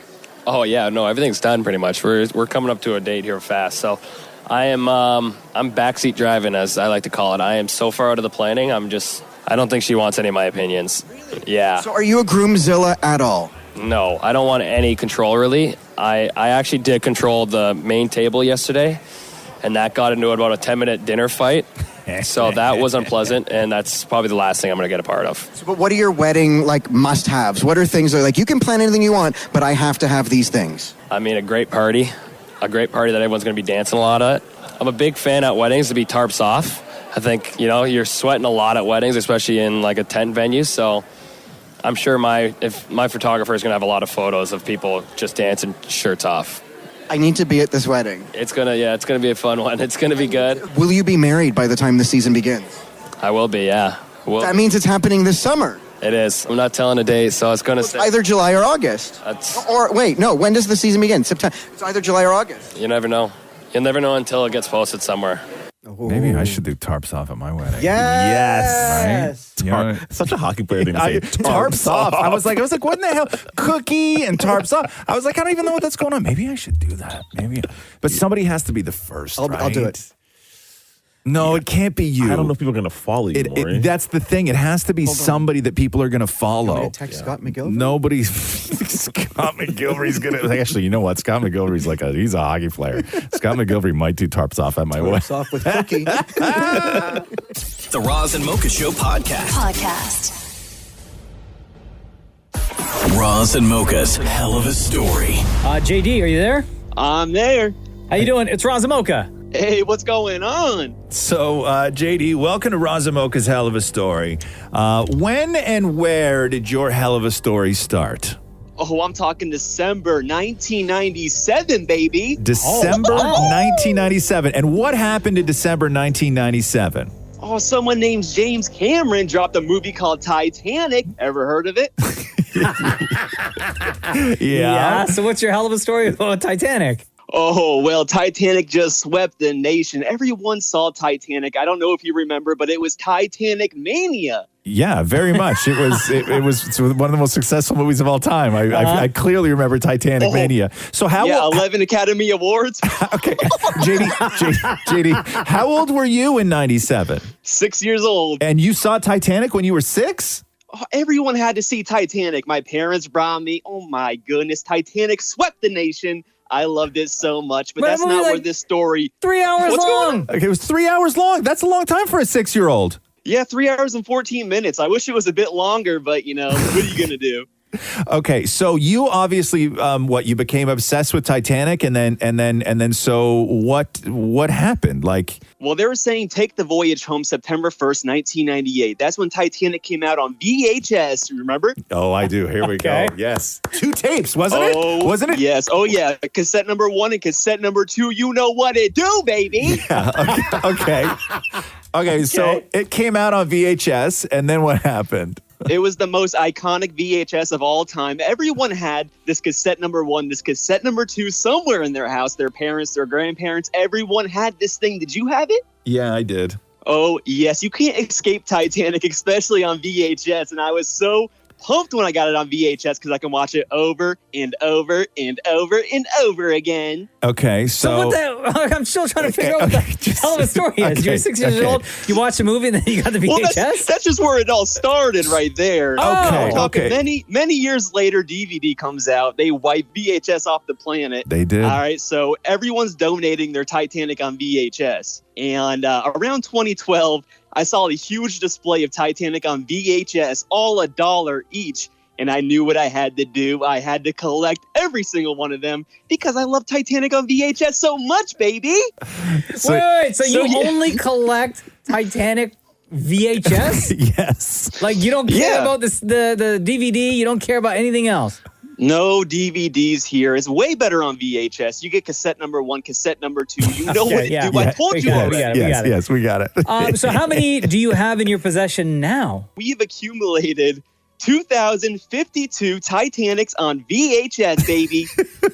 And just to be clear, that's tape number 1 and 2, right? That's both cassettes. Okay. 2,052. Where do you keep them? Do you have a storage unit for them or you keep them at home? I have them all in one room. So my room is full. Every single wall is covered with Titanic on VHS from the floor to the ceiling. It's all T on V. That's Titanic on VHS. And I love it so much. Okay. JD, I know that they're all the same movie on VHS, tape 1, tape 2. But do you have one that is maybe a little bit more special than the rest? Oh, yes. Fans send in some customs. So they put Jack Dawson's face next to Jack Dawson's face on the cover. That's a double Jack. Yeah. Come on, man. Wow. Okay. Does James Cameron know that you have this many copies of Titanic on VHS? Oh, my God. I wish he did, because that's kind of the main goal, is to get James Cameron's attention. So, he can come out here and give me more Titanic on VHS. I'm pretty sure he has a warehouse with pallets of this stuff. You know what I mean? How many do you want to collect? All of them? Well, they made 25 million. I'm just trying to get 1 million. You want a million? Yeah. Well, I'm trying to rebuild Titanic out of Titanic on VHS. Kind of like the next Noah's Ark. Oh, my God. Hey, were a lot of people reaching out to you a couple weeks ago when those guys went down in that submarine? Oh, yes. But, I tell them I'm strictly Titanic on VHS. So, you don't have any opinions on other people's obsessions with Titanic and stuff like that? Did James Cameron make it? Does it have 11 Academy Awards? Music by Celine Dion starring Jack Dawson? I don't think so, pal. How many times a year are you watching Titanic, JD? Yeah, do you even watch them? Oh, it plays nonstop in my room. I have 4 TVs with a continuous loop of Titanic on VHS. But you're the one that has to load all those VHS tapes and rewind them. Yeah, it takes some time, but it's totally worth it. Do you have a rewind machine or you use the VCR? Because if you use the VCR, my old man would kill you. We have a rewind machine and the VCRs. We got the whole thing going. Yeah, man. Okay. Now, do you have backup VCRs in case the main ones that you're using right now go down? Yeah, anytime I find a VCR, I buy it. So how many VCRs do you have at home? Right now, we have 3 plugged in. So if anything happens, I got backups. We're ready to go, baby. How much is a VCR these days, JD? About $10 at Goodwill. Oh, my God. My God. Remind us where you live again, JD? Largo, Florida. Yeah, there you go. JD, a Titanic obsessed. You currently have how many copies of Titanic on VHS tapes 1 and 2? 2,052 copies. And your goal is to get how many again? 1 million. Well, JD, we hope that you achieve your goal of 1 million James Cameron produced VHS copies of Titanic. Draw me like you draw your French girls. Thank you so much. Flying. The Roz and Mocha Show podcast. Yo, group chat is blowing up today with accusations of cheating once again. Oh, Lord. Yep. A lot of people in the group chat. I can't believe it. I cannot believe it. I know. Shem claims that his starting word came up today because he got Wordle in one. What do you mean claim? Claim. So how else do you say it? Claim. You claim. Yes, but you sound skeptical. Why wouldn't I be skeptical? Why would you be? I'm pretty good at Wordle. Based on the accusations in the group chat. And also, excuse me, Shem, okay?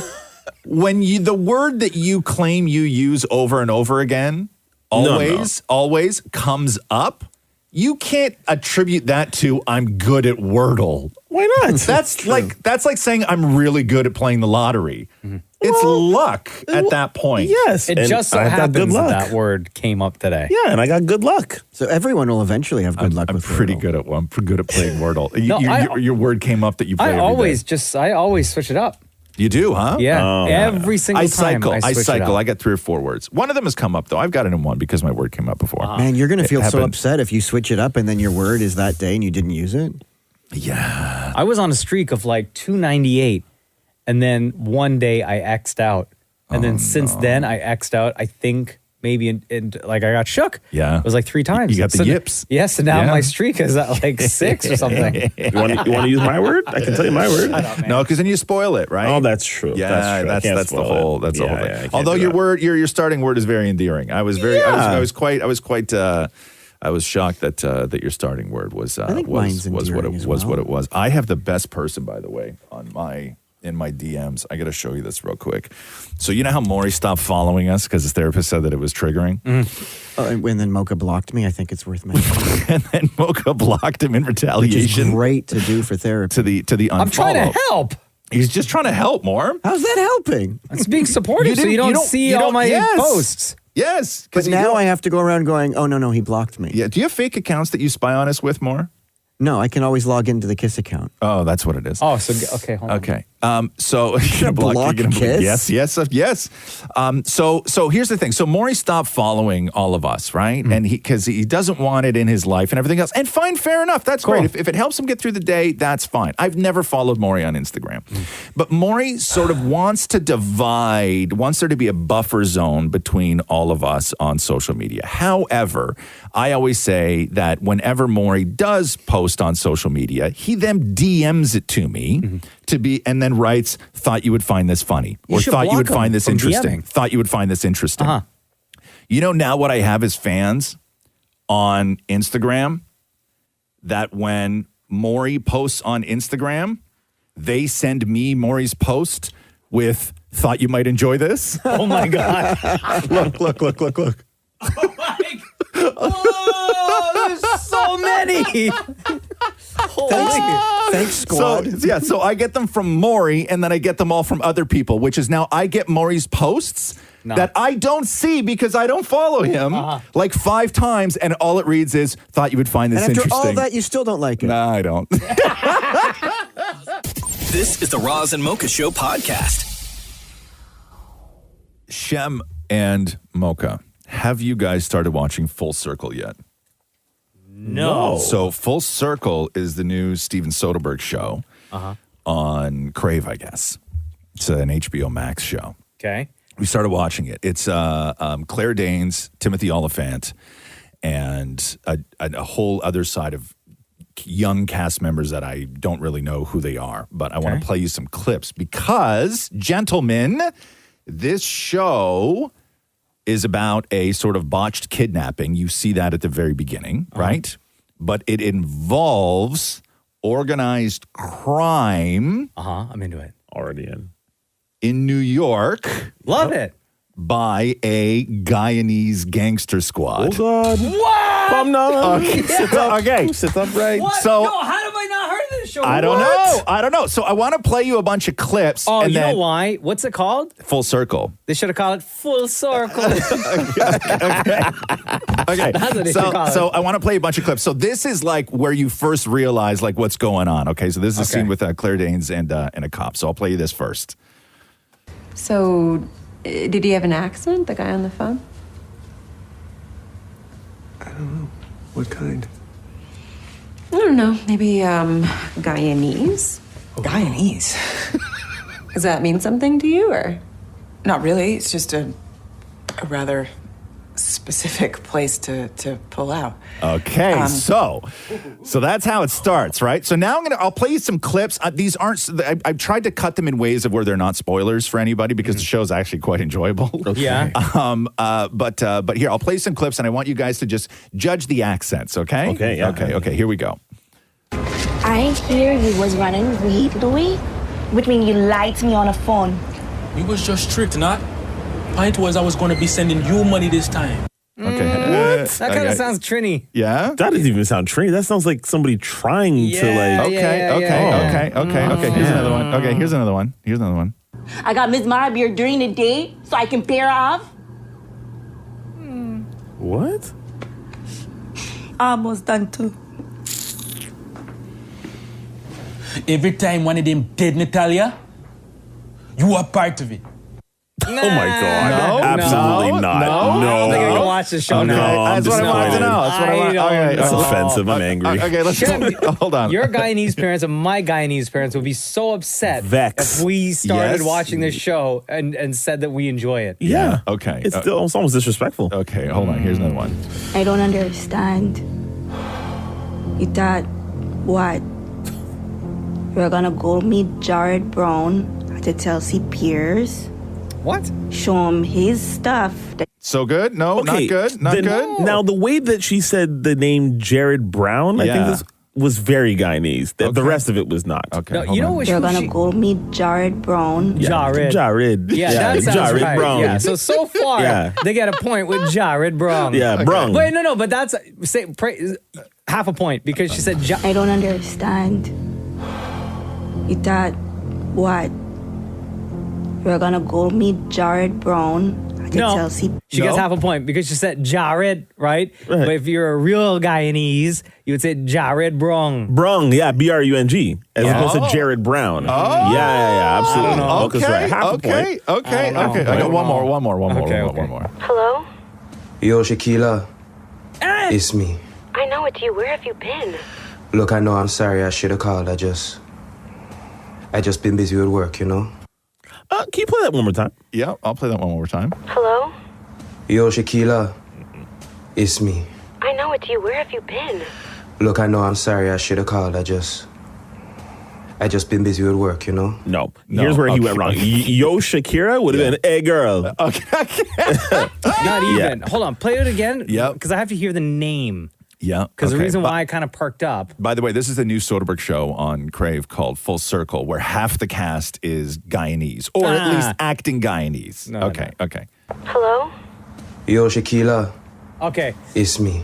They get half a point right there, Yeah. only because I actually have an aunt named Shaquila. Okay. Oh. And he says it right? Yeah, he says Shaquila right. Everything else, he kind of sounds a little bit like an actor playing a Jamaican. Yes. Right? Okay. And Yes. then the girl almost sounds like Bayesian. She reminds me of like when Rihanna speaks. Okay. And I know Rihanna is like part Bayesian, part Guyanese as well. It reminds me of a lot of guys who try to put on a Jamaican accent in Toronto to make them sound like Toronto mans. You ever heard that term, that phrase? Like Jamaican Maurie. Yeah, just like Jamaican Maurie. Yes. I like to do that. Of course you are. Go ahead. Come Jamaican Maurie, go. Oh, we got to go and meet Jared Brown. Yep, exactly it. There it is. Full circle. This is the Roz and Mocha Show podcast. Oh, man. Kind of sad day when they announced that Michael Bunting was no longer going to be a Toronto Maple Leaf.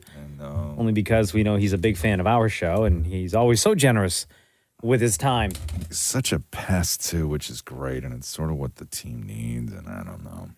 He's I off miss the to guy already. Carolina, 3-year contract, $4.5 million. Good for him, right? Get that bag. There you go. Why not? Are you kidding? I go to Carolina for 4.5. They're a good hockey team. They're a good hockey team and fans, too. But he's still got his place in Toronto. And actually, you know what? Let me read to you what Maurie provided rather than doing the setup myself. Okay, buckle up. So forget about my setup. Okay. On a hot summer day. Oh, my God. Okay. Why'd you write it like a romance novel? Oh. I'm glad. Don't say anything, Maury. I'm glad you asked that question because it's the perfect question to ask leading into the way the conversation starts. On a hot summer day, former Toronto Maple Leaf Michael Bunting invited Dammit Maury to chill on his condo patio with some wine and cheese and have an exclusive chat before he leaves Toronto. Oh my God, this is so bittersweet because I love hanging out with you, but this is like a goodbye. Yes, this is it. I'm off to Carolina. I'm really excited for the next opportunity and to play for the Hurricanes. All right, before we begin, do you want to pour I brought some wine. Do you want to pour? I can see you brought the smallest wine in the world here. Very, very generous of you to bring this in a little plastic cheese tray. Well, I said I'd bring cheese, but I didn't know if you were going to eat any, but... There's about four chunks of cheese for each of us, so perfect. Someone brought a small-ass bottle of wine and 8 cheese cubes. What is the matter with you? Kick it with a guy who's about to make $4.5 million. What does it matter with you? What does it matter with you? Opposite ends of the spectrum. Also, when you say he invited you, how many times were you in his DMs before you forced him to invite you? No, he texts me. Oh. This is Dammit Maury with former Toronto Maple Leaf Michael Bunting. Will it be difficult for you when you play against the Leafs to actually try and beat us? Yeah, now I'm a Carolina Hurricane, so, obviously... I'm going to be playing some friends there, but everyone's so competitive. Everyone wants to win every single game, so I'll be going into it just like any other game. Like, you know that, like, I can't cheer for you anymore. Like, I'll text you and say, hey, great game, but I can't cheer for you, and that's what sucks. Yeah, that's okay. I understand. Obviously, you gotta be loyal from where you come from, but I guess you could cheer for me anytime we're not playing Toronto. Like, I'll cheer for you for... No. That's all right, then. That's okay. I appreciate it. Poor guy. At least you're being honest, Maury. How quickly did they remove you from the group chat? Or are you still in the Leafs group chat? I honestly didn't check. Check now. Yeah, I'm most likely removed. Oh, my God. He's totally checking right now. We're going to find out if he's still in the group chat. Yeah, no, I'm not there anymore. Oh, for real? Yeah, that's how it goes. Oh, no. My heart. Removed so quickly. My heart. This is Dammit Maury talking to Michael Bunting, who's off to Carolina to play for the Hurricanes. What will you miss most about Toronto? You grew up here. You're now moving away. What are you going to miss most? The Roz and Mocha show in the mornings. I'm gonna miss that, and I'm gonna miss my family. Obviously, living close to home was nice, but. I know that, my family and everyone that supports me are crazy on themselves that they'll be visiting quite a bit. So we're all looking forward to that. We love Michael Bunting. Love that guy. Big up Michael Bunting. I have one more to play. Yeah. Only because it shows just like the way Maury views his money. Okay. Yeah. Right? Okay. And Maury is just so broke. So this is like how... Did you show up with the cheese in your pocket, Maury? No, it was in a plastic bag. Like a plastic bag from home or from the store? From the store. Oh. So, first of all, just to recap, Maury's hanging out with Michael Bunting at Bunting's condo. Yeah. And Maury brings a small-ass bottle of wine and 8 cubes of cheese for the two of them For a to share. pro athlete. For a pro athlete who's about to make $4.5 million playing for the Carolina Hurricanes. And Maury, dead broke, right? Yeah. And trying to talk and understand finances with Michael Bunting. When you make as much money as you do as a hockey player, do you get paid every 2 weeks into your own checking account? How does that work? Yeah, that's exactly how it works. Really? Yeah, just like a normal job. I think it's bi-weekly. I think so. Yeah, I've always wondered that, like how that works. Like if suddenly you're like, oh crap, there's $1 million. Yeah, it's bi-weekly, and it's just like yeah. So you have to do taxes. Yeah, absolutely. Yeah, yes, you do have to do taxes. Yeah, exactly. Guess what, Maury? You have to do taxes too. I have to do that. Roz does, Shem does. Everybody does taxes. Everyone got to do taxes. I just thought that like celebrities don't. They don't do taxes? I thought that they. Jeez, man. Anyway, big up Michael that guy. Bunting. We're going to miss you and we love you, bro. This is the Roz and Mocha Show podcast. Andrew had sent a text to us saying, a new fan of the show and only listen to your podcast now. A friend from work told me about you guys, and I'm happy he did. So, Andrew, thank you. Welcome to the Roz and Mocha Show. We've been on the radio together for almost 14 years now. How is it that it's only now you discovered the Roz and Mocha Show through your friend? Well, I had seen your guys' ads and stuff where you were in the pink suits years ago, so that sticks out to me. But just primarily because I'm not really into the music so much. So I was talking to my buddy about another show who had previously been canceled because the fella had some issues. And my buddy Matt Archer from work, he told me, I'll give a Roz and Mocha show a listen because he's a big fan of you guys. He's a big fan of Roz. So I checked out the podcast, and that's pretty much all I listen to now. It's been great. I know Matt. Matt DMs me all the time. Yeah, Matt, he's a good guy. Hold on a second. So I DM back with Matt, but meanwhile, his favorite is still Roz, and I'm sure he's DM'd Roz, and Roz has yet to reply to anything from him. I guarantee you. Roz is checking his phone right now. I'm checking my phone right now. Is Matt with you right now, Andrew? No, he's working. I'm at home right now, actually. What's his name? Matt Archer. Matt. My buddy. Search. I don't know. There you go, Matt. What's up, buddy? Bro, this is going to take me forever to do this. Because you don't know how, or because you don't have your readers? No, I'm good. Is what's his name on? I don't know what the hell his name is. Search for Matt Archer. Okay, like man. in your DMs. Oh. Okay, hold on now. Matthew Archer or Matt Archer? Yeah, Matt. I don't know. Oh my God. Okay, forget it. I don't know, man. I don't know. I think it's like Matt Arch on Instagram, I think. Oh, for God's sake. Okay, so anyway. there's your favorite, Matt. I show so much love.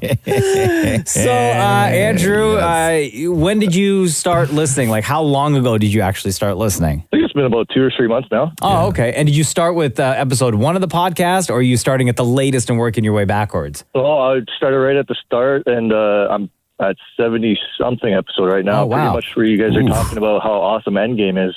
Wow. I watched it yesterday, too, because you guys are talking about it so much. Oh, yeah? Really? I know. How many times do you watch Endgame? Actually, I think that's the second time I've watched it. Okay. Wow. Yeah, the last time I watched it was actually in like February. Was it really? You watched it again? Don't you remember I told you I was drinking that night? Right, yes, and then I started to tear up when Tony Stark got right. I got hooked up about that yesterday, too, actually. Oh, my God. You guys sitting around in your feelings watching Tony Stark. Yeah, when he goes, I'm Iron Man, and he snaps. My wife's like, are you getting all upset about this right now? I was like, no. Inevitable.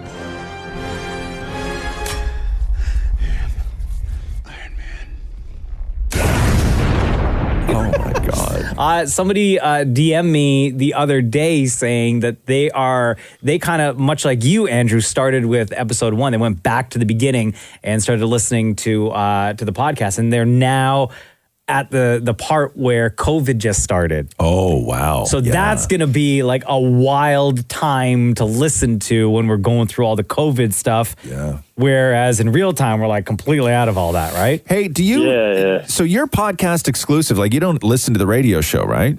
I try to listen to the radio show, but just because of my job, I'm kind of all over the place. So I don't get to listen to the full show.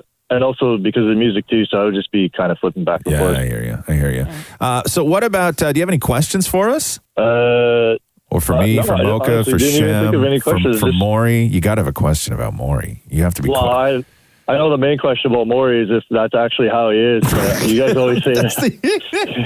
Yeah. Look at Maury shaking his head. I'm sorry about that, Amar. I'm sorry about that. You seem real nice on the phone when I talk to him, man. Maury seems great. Yeah. No, but you always give me this great compliment. Yeah. That I'm good at everything. No, that's not what I say. What? No, that's not what I say. I say you. Try it again. Maury, you are good at everything except No, that's nothing. not what I say. I say Maury is really good at some things, just not most things. Yes, that's it. Thank you. What is it, Maury? You're really good at everything, just not. Andrew, welcome to the Roz and Mocha Show family. Welcome to KISS. Before we let you go, you've heard it on the podcast. We'll ask you right now, though, between Roz and Mocha, so far, who's your favorite? Yeah, absolutely. You know what? I think you guys are all great, all three of you. But I'm going to have to go trust. You have to? Yeah, definitely, yeah. Cool, man. Thanks. It's the close race. Yeah. Andrew, for sure. Feel free to reach out anytime, bro. Cheers, guys. Thanks for calling. I really appreciate it. This is the Roz and Mocha Show podcast.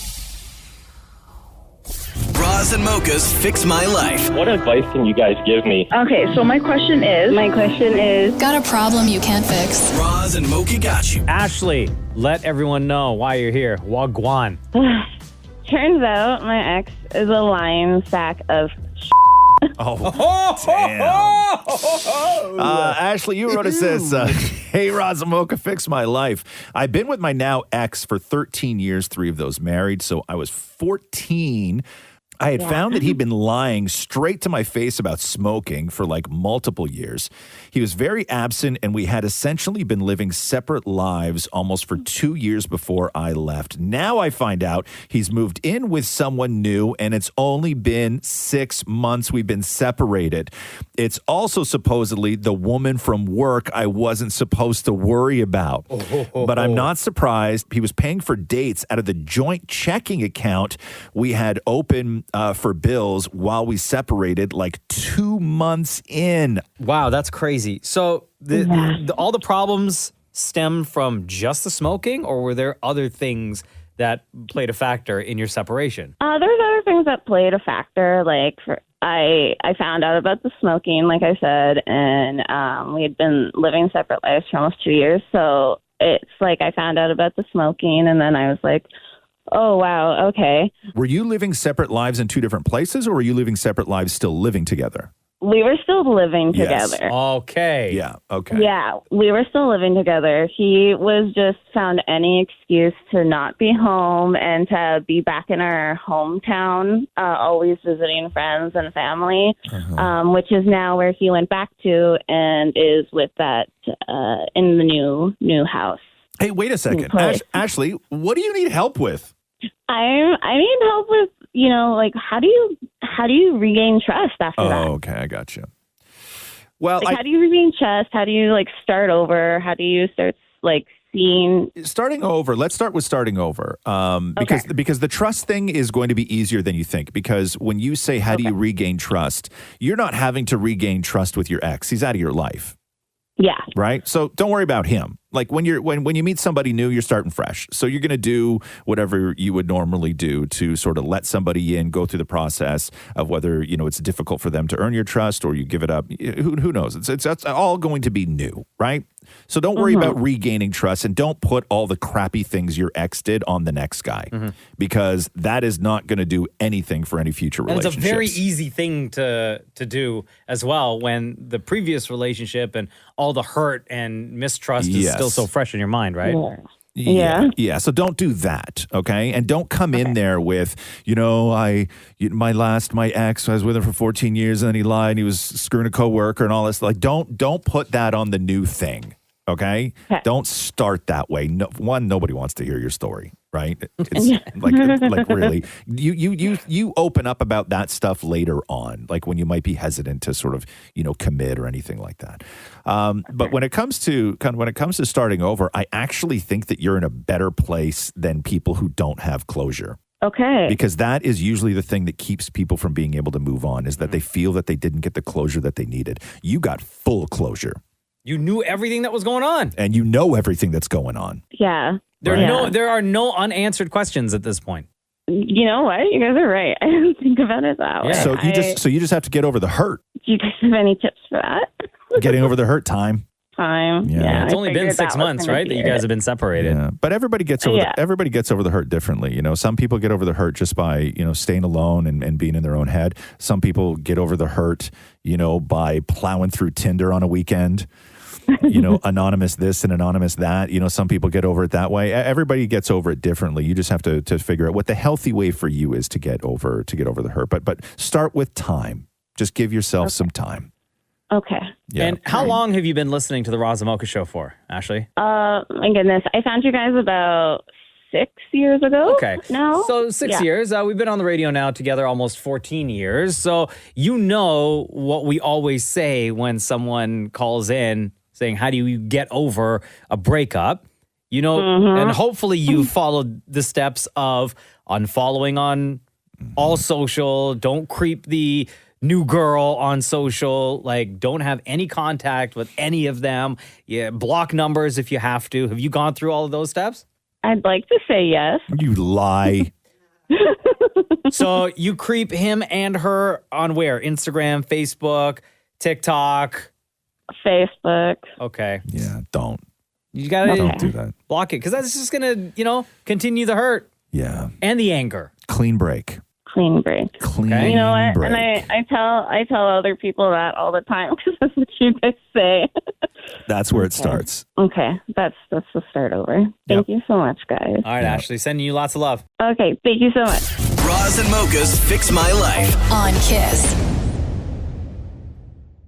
Dropping on Apple TV tomorrow, actually still in theaters right now, is the Beanie Bubble, which is the movie starring Zach Galifianakis and Elizabeth Banks about the Beanie Baby creation and then the whole craze surrounding it. I've never not loved anything that Elizabeth Banks has been in.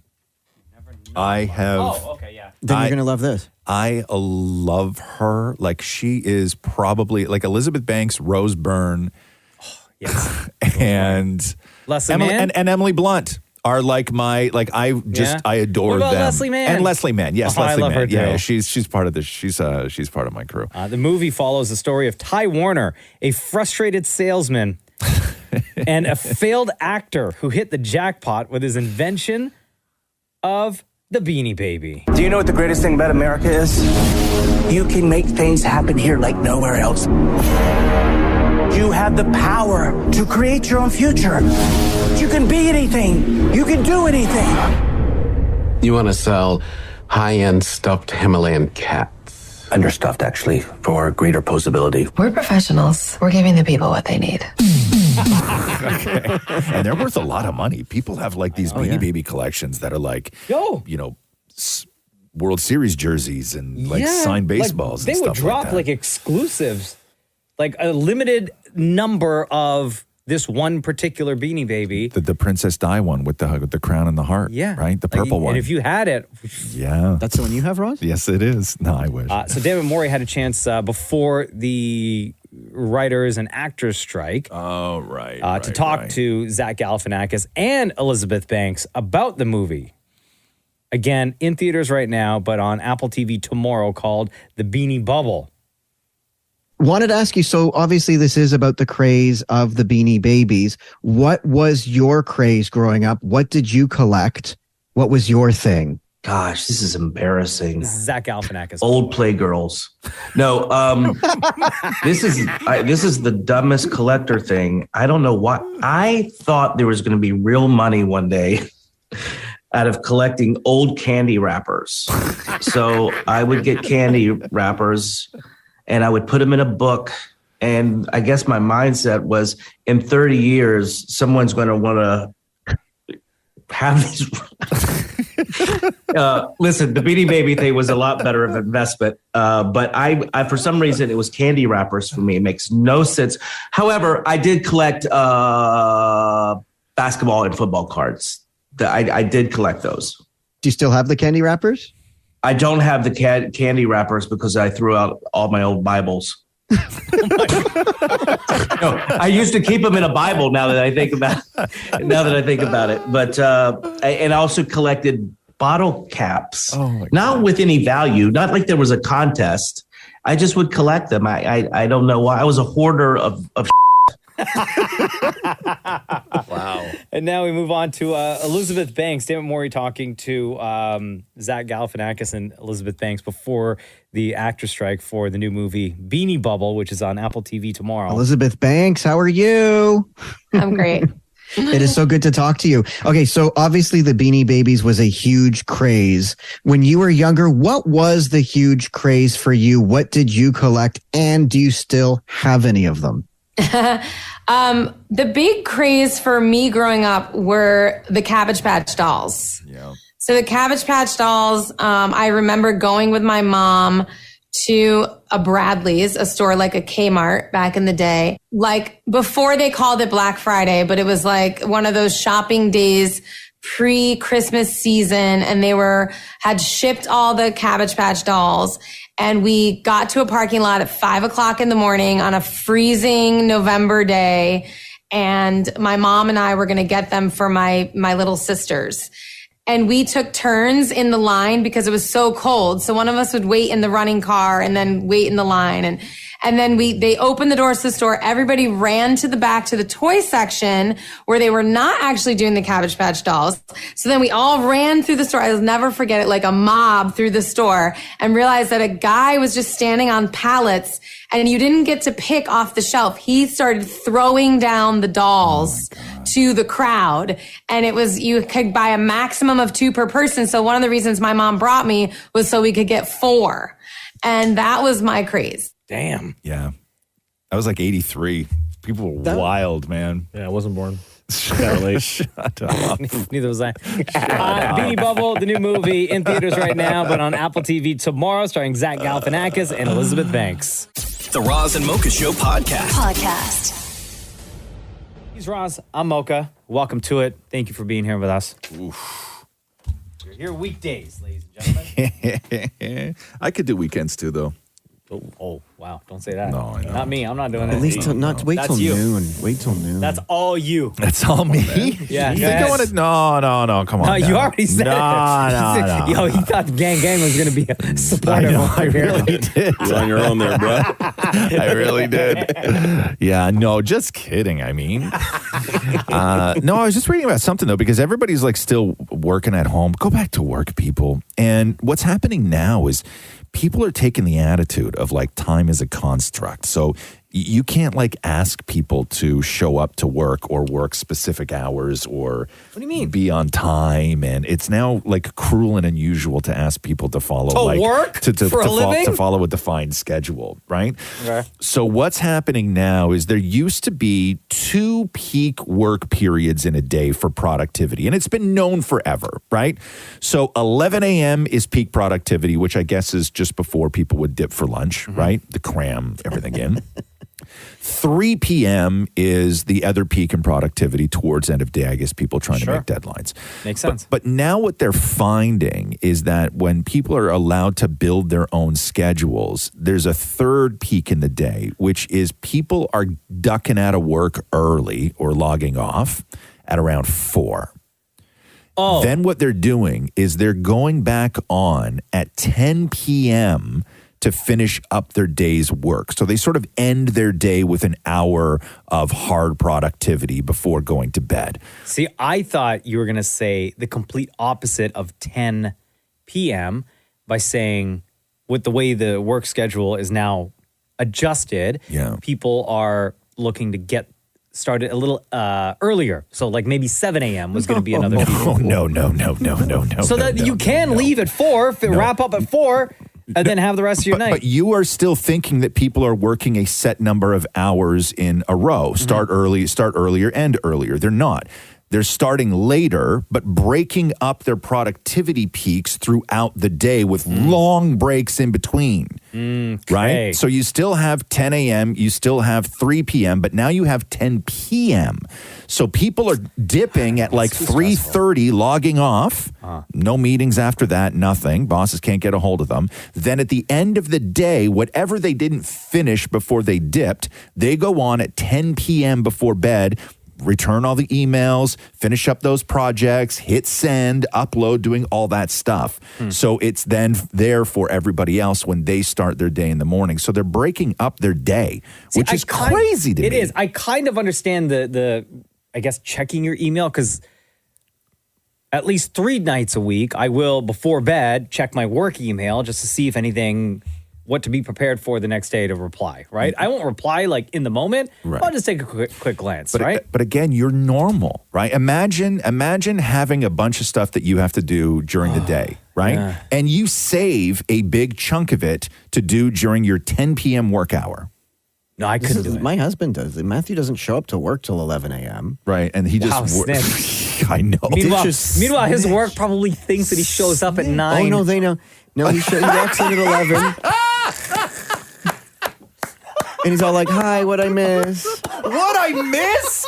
He shows up at 11. God, I could not have young employees. The day is man. what he missed. Dips for like a 2-hour lunch. Dips for a 2-hour lunch. Wow. Half the day. Bro, I'm telling you, Maury. You could go to church every day. You still show up at work at 10:30. And Jesus always shows up on time. Amen. This is the Roz and Mocha Show podcast. Pink kicked off the North American leg of her summer tour. The Summer Carnival 2023 is what it's called. And the set list is incredible, dude. Oh, and she's got hit on hit on hit. Pink is incredible. Like anyone that's ever seen Pink perform live, anywhere, whether it's like you're going to a show to see her in person or you're watching her perform on, like at an award show or something. She gives it 100% every single time. And she sings. Yes. It's not to her own voice. From what I've seen. Yeah. And people love her. 24 songs on this tour, by the way. And she runs through like all the tracks. What's Say that it again? And she flies. And Does she do all that? Like all the yeah. aerial stuff? She still does all that. Yeah, that's awesome. So North American leg of her Summer Carnival 2023 tour kicked off at Rogers Centre in Toronto last night. Let me see here. It's worth mentioning Brandi Carlile was part of it, and people love Brandi Carlile. Oh, yeah. Oh, my God. Yeah. Oh, it's one of my favorite Pink songs. Although I say that about a lot of Pink songs. That's my favorite.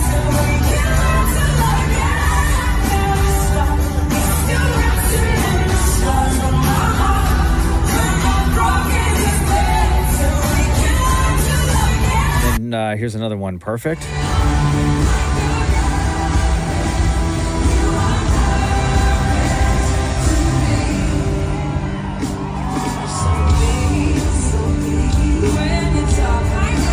She's got Cincinnati next, then Boston, New York, Pittsburgh, Washington, Chicago, Milwaukee, Detroit, Philly. Yeah, a couple of nights in Philly. David Maurie was there last night talking to fans. Can I mention quickly? Yeah. The Rogers Centre and the CN Tower were all pink last night for Pink. Really? Yeah, it was beautiful. There you go. I love it. Hold on. David Maurie was there last night talking to fans. Here's what they have to say. Okay, you look fabulous. You're dressed like Pink. How was the show? It was amazing. Pink is just amazing, a strong woman, and she's inspiring. What surprised you the most about tonight's show? The fact that she can change outfits super fast. Pink was fantastic. She sounds so good live, and she has so much energy and stage presence. She was fantastic. And I thought she was going to be lip syncing a lot more than she actually was. I think. Pink was amazing. Come on, you already know how she's performing. She got the acrobats. She got her daughter with her. She got her song that's dedicated to her father just passed away. She's amazing. You know what you should do for me right now? Sing a little bit of Pink. Made a wrong turn once or twice. Dug my way out, blood and fire. That was the coolest show I've ever been to. 100%. Her lyrics are really good. Uh-huh. They are. Yeah. And she just engages the whole crowd when she does it. Really? If you're thinking about getting tickets, 100% recommend. Got it. My favorite song is 90 Days, but she didn't sing it. Aw. So I'll sing this song. Okay. Last call before the world ends. All right. Thank you, Alicia. Her name's Alicia. I know that. I'm a big fan. You are a phenomenal performer. And thank you so much for your performance. Pink put on a show. That's all you need to know. Yeah. Pink came out, surprised the shit out of me. Pink is the show. That's all you need. Are you going to remember this show tomorrow? Of course. You don't even have to remind me of what I'm going to remind. Pink reminds me of the show. What? Pink is the That was a concert of a lifetime. My dream concert. Pink is my favorite singer, so I was really looking forward to seeing in concert, and she never disappoints. What surprised you the most about Pink tonight? When she was just flying through the audience, I really enjoyed it. All right, how fabulous was tonight? She was beyond incredible. Just the fact that, like, she was doing Cirque du Soleil, flying through the sky like Wonder Woman, and then singing. The fact that you're actually seeing an artist of that caliber literally sing throughout the entire show is stamina that I've never seen before. It was phenomenal. Okay, 1, 2, 3. Just give me a reason, just a reason, just a reason. Oh, no. All right, take 2. Just give me a reason, just a reason, just a reason. Oh, no! This is the Roz and Mocha Show podcast. Hello, Maria. It's Roz and Mocha. Hey, how are you guys? Doing great. We're so excited to talk to you. First of all, welcome to the Roz and Mocha Show. Welcome to Canada. Maria texted in and said, I'm a new listener. I'm originally from NYC. I live in Montreal, and I listen to your radio station. I love it. I think you guys are great. So, Maria, what brings you to Canada? What brought you over to Montreal? Wow, it's a pretty long story, so I'll just make it short and sweet. Once upon a time married, no longer married anymore, had a baby. That baby now is 14. Got a job, got a place, and decided to make it work so my daughter can be able to see her father whenever she wants to. So That's why I'm here. So was the father from Montreal? Is that the deal? Yes. Yeah. The Okay. father was Cool. from Montreal. Wow. Yeah. And so, how did you find us? So it's funny because I was I was on Spotify, shout out to Spotify, and I was wanting to listen to the radio station that I listened to back home, Z100, and I came across your podcast of shows that I may like, and it looked fun.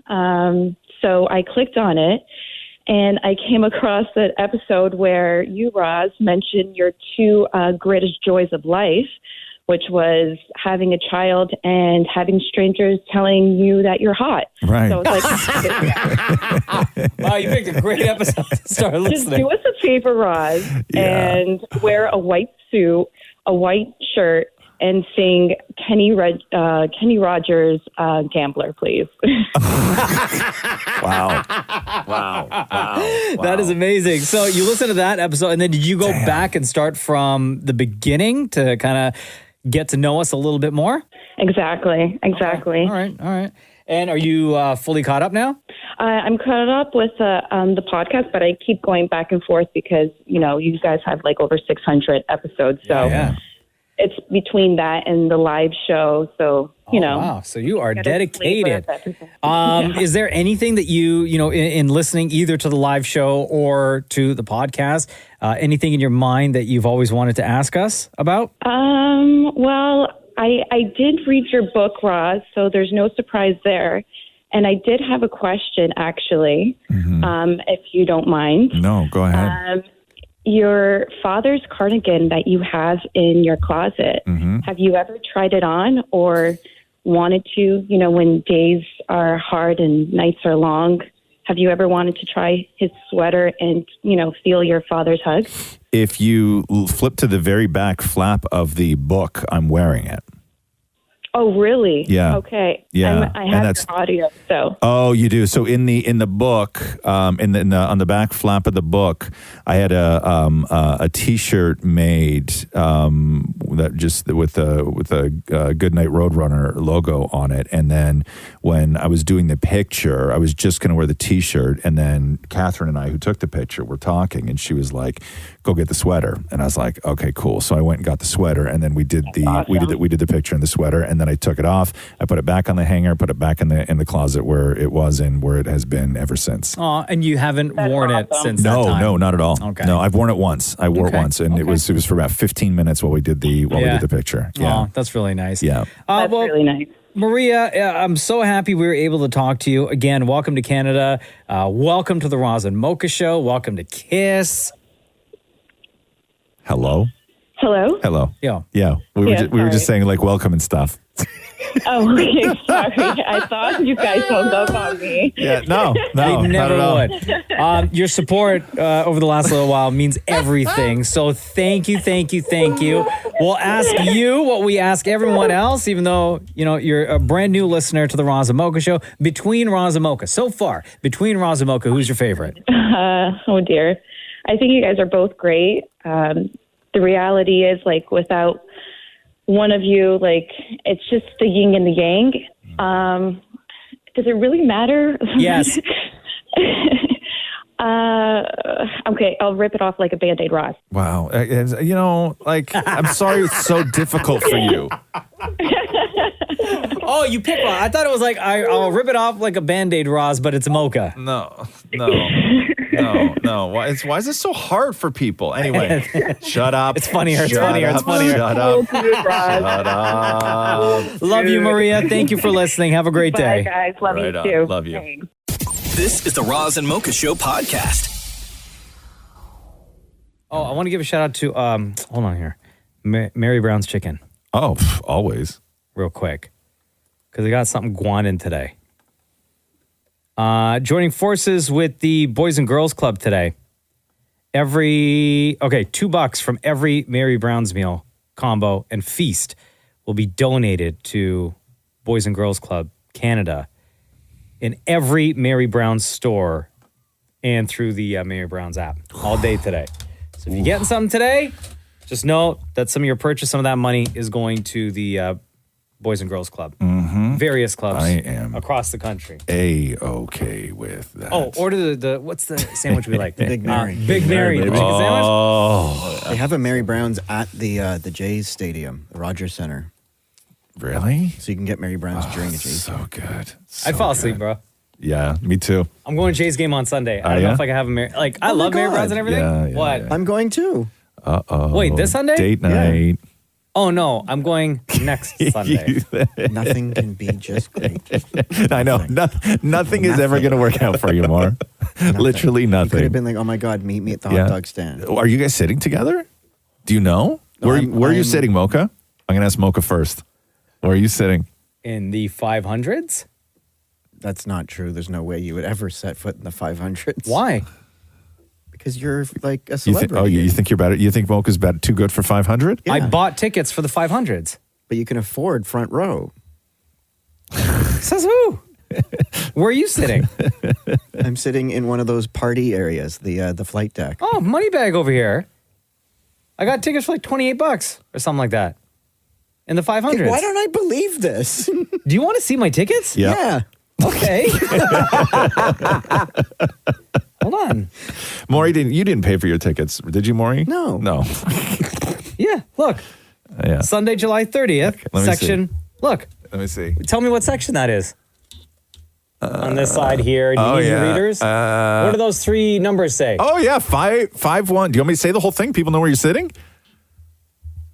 But it's in the fives. Yeah, is it not? Yeah, it is. It says the fives. See? I don't Are know. you struggling? Are you struggling? Am I struggling? Is this a cry for help? You talking about sitting in the 500s? No. No? Like, did you I make some legit- bad investments? And like, this is how you're about to break it to us? Like you... No, we legit just bought tickets for that section. Do you want I to don't switch with Uncle Jack and I? I don't see anything wrong with what's wrong with that. I don't know. The 500s are always packed. Yeah, sure. It's Junior Jay's Day. Junior Jay's Day. Yeah. My kid loves Junior Jay's Day. Yeah, sure. But they also love sitting closer. You know what kids love? What? Being up front. That's what kids really love. You know where Guys, they get I bored? honestly Up don't there. see anything wrong with sitting in the 500s. No, neither do I. With my peeps. I'm just saying that this whole thing seems a little orchestrated to get to the actual story, which is something other than baseball. To me, you talking about sitting in the 500s at a Jays game seems like it's the lead into a much more larger, deeper conversation about where you are in life. Yeah, sitting in the 500s at the Jays game. That's it. I get the story. I have a gift card if you'd like it. Sham. No, I'm see my Guyanese brother. I just want to help. How much? It's $50, bro. Oh, $50. I have $10 at Union Chicken. You want that? Yes. Actually, I do. I do. Like, I'm not even kidding. We can all pitch in. You want the rest of my can of club soda? Oh, Jesus. It's not going to last till Sunday, Do you, bro. want, do you want my Optimum points? They don't have a shoppers inside of it. But maybe you could buy stuff on your way, stuff them in your pockets, and then you sneak don't 'em have to in. pay the premium price for candy. How am I supposed to sit with Uncle Jack in a good seat worried about you now? Like, this has ruined Sunday's game. I'm gonna Don't be worry worried about me. you. Worry about your own business. I don't need you to worry about me. Like, I'm going to be looking way up, wondering Hold how on. you're doing. I'm wondering if I can go online and see the vantage point that you have. You know, you can do that. You can just plug in the section. Don't do that. And it'll tell you what it... Go, Chase, go. Thanks for listening to the Roz and Mocha Show podcast. Catch the guys live Weekday mornings from 6 to 10. on Kiss 92.5 Kiss925.com. or download the Kiss 92.5 app.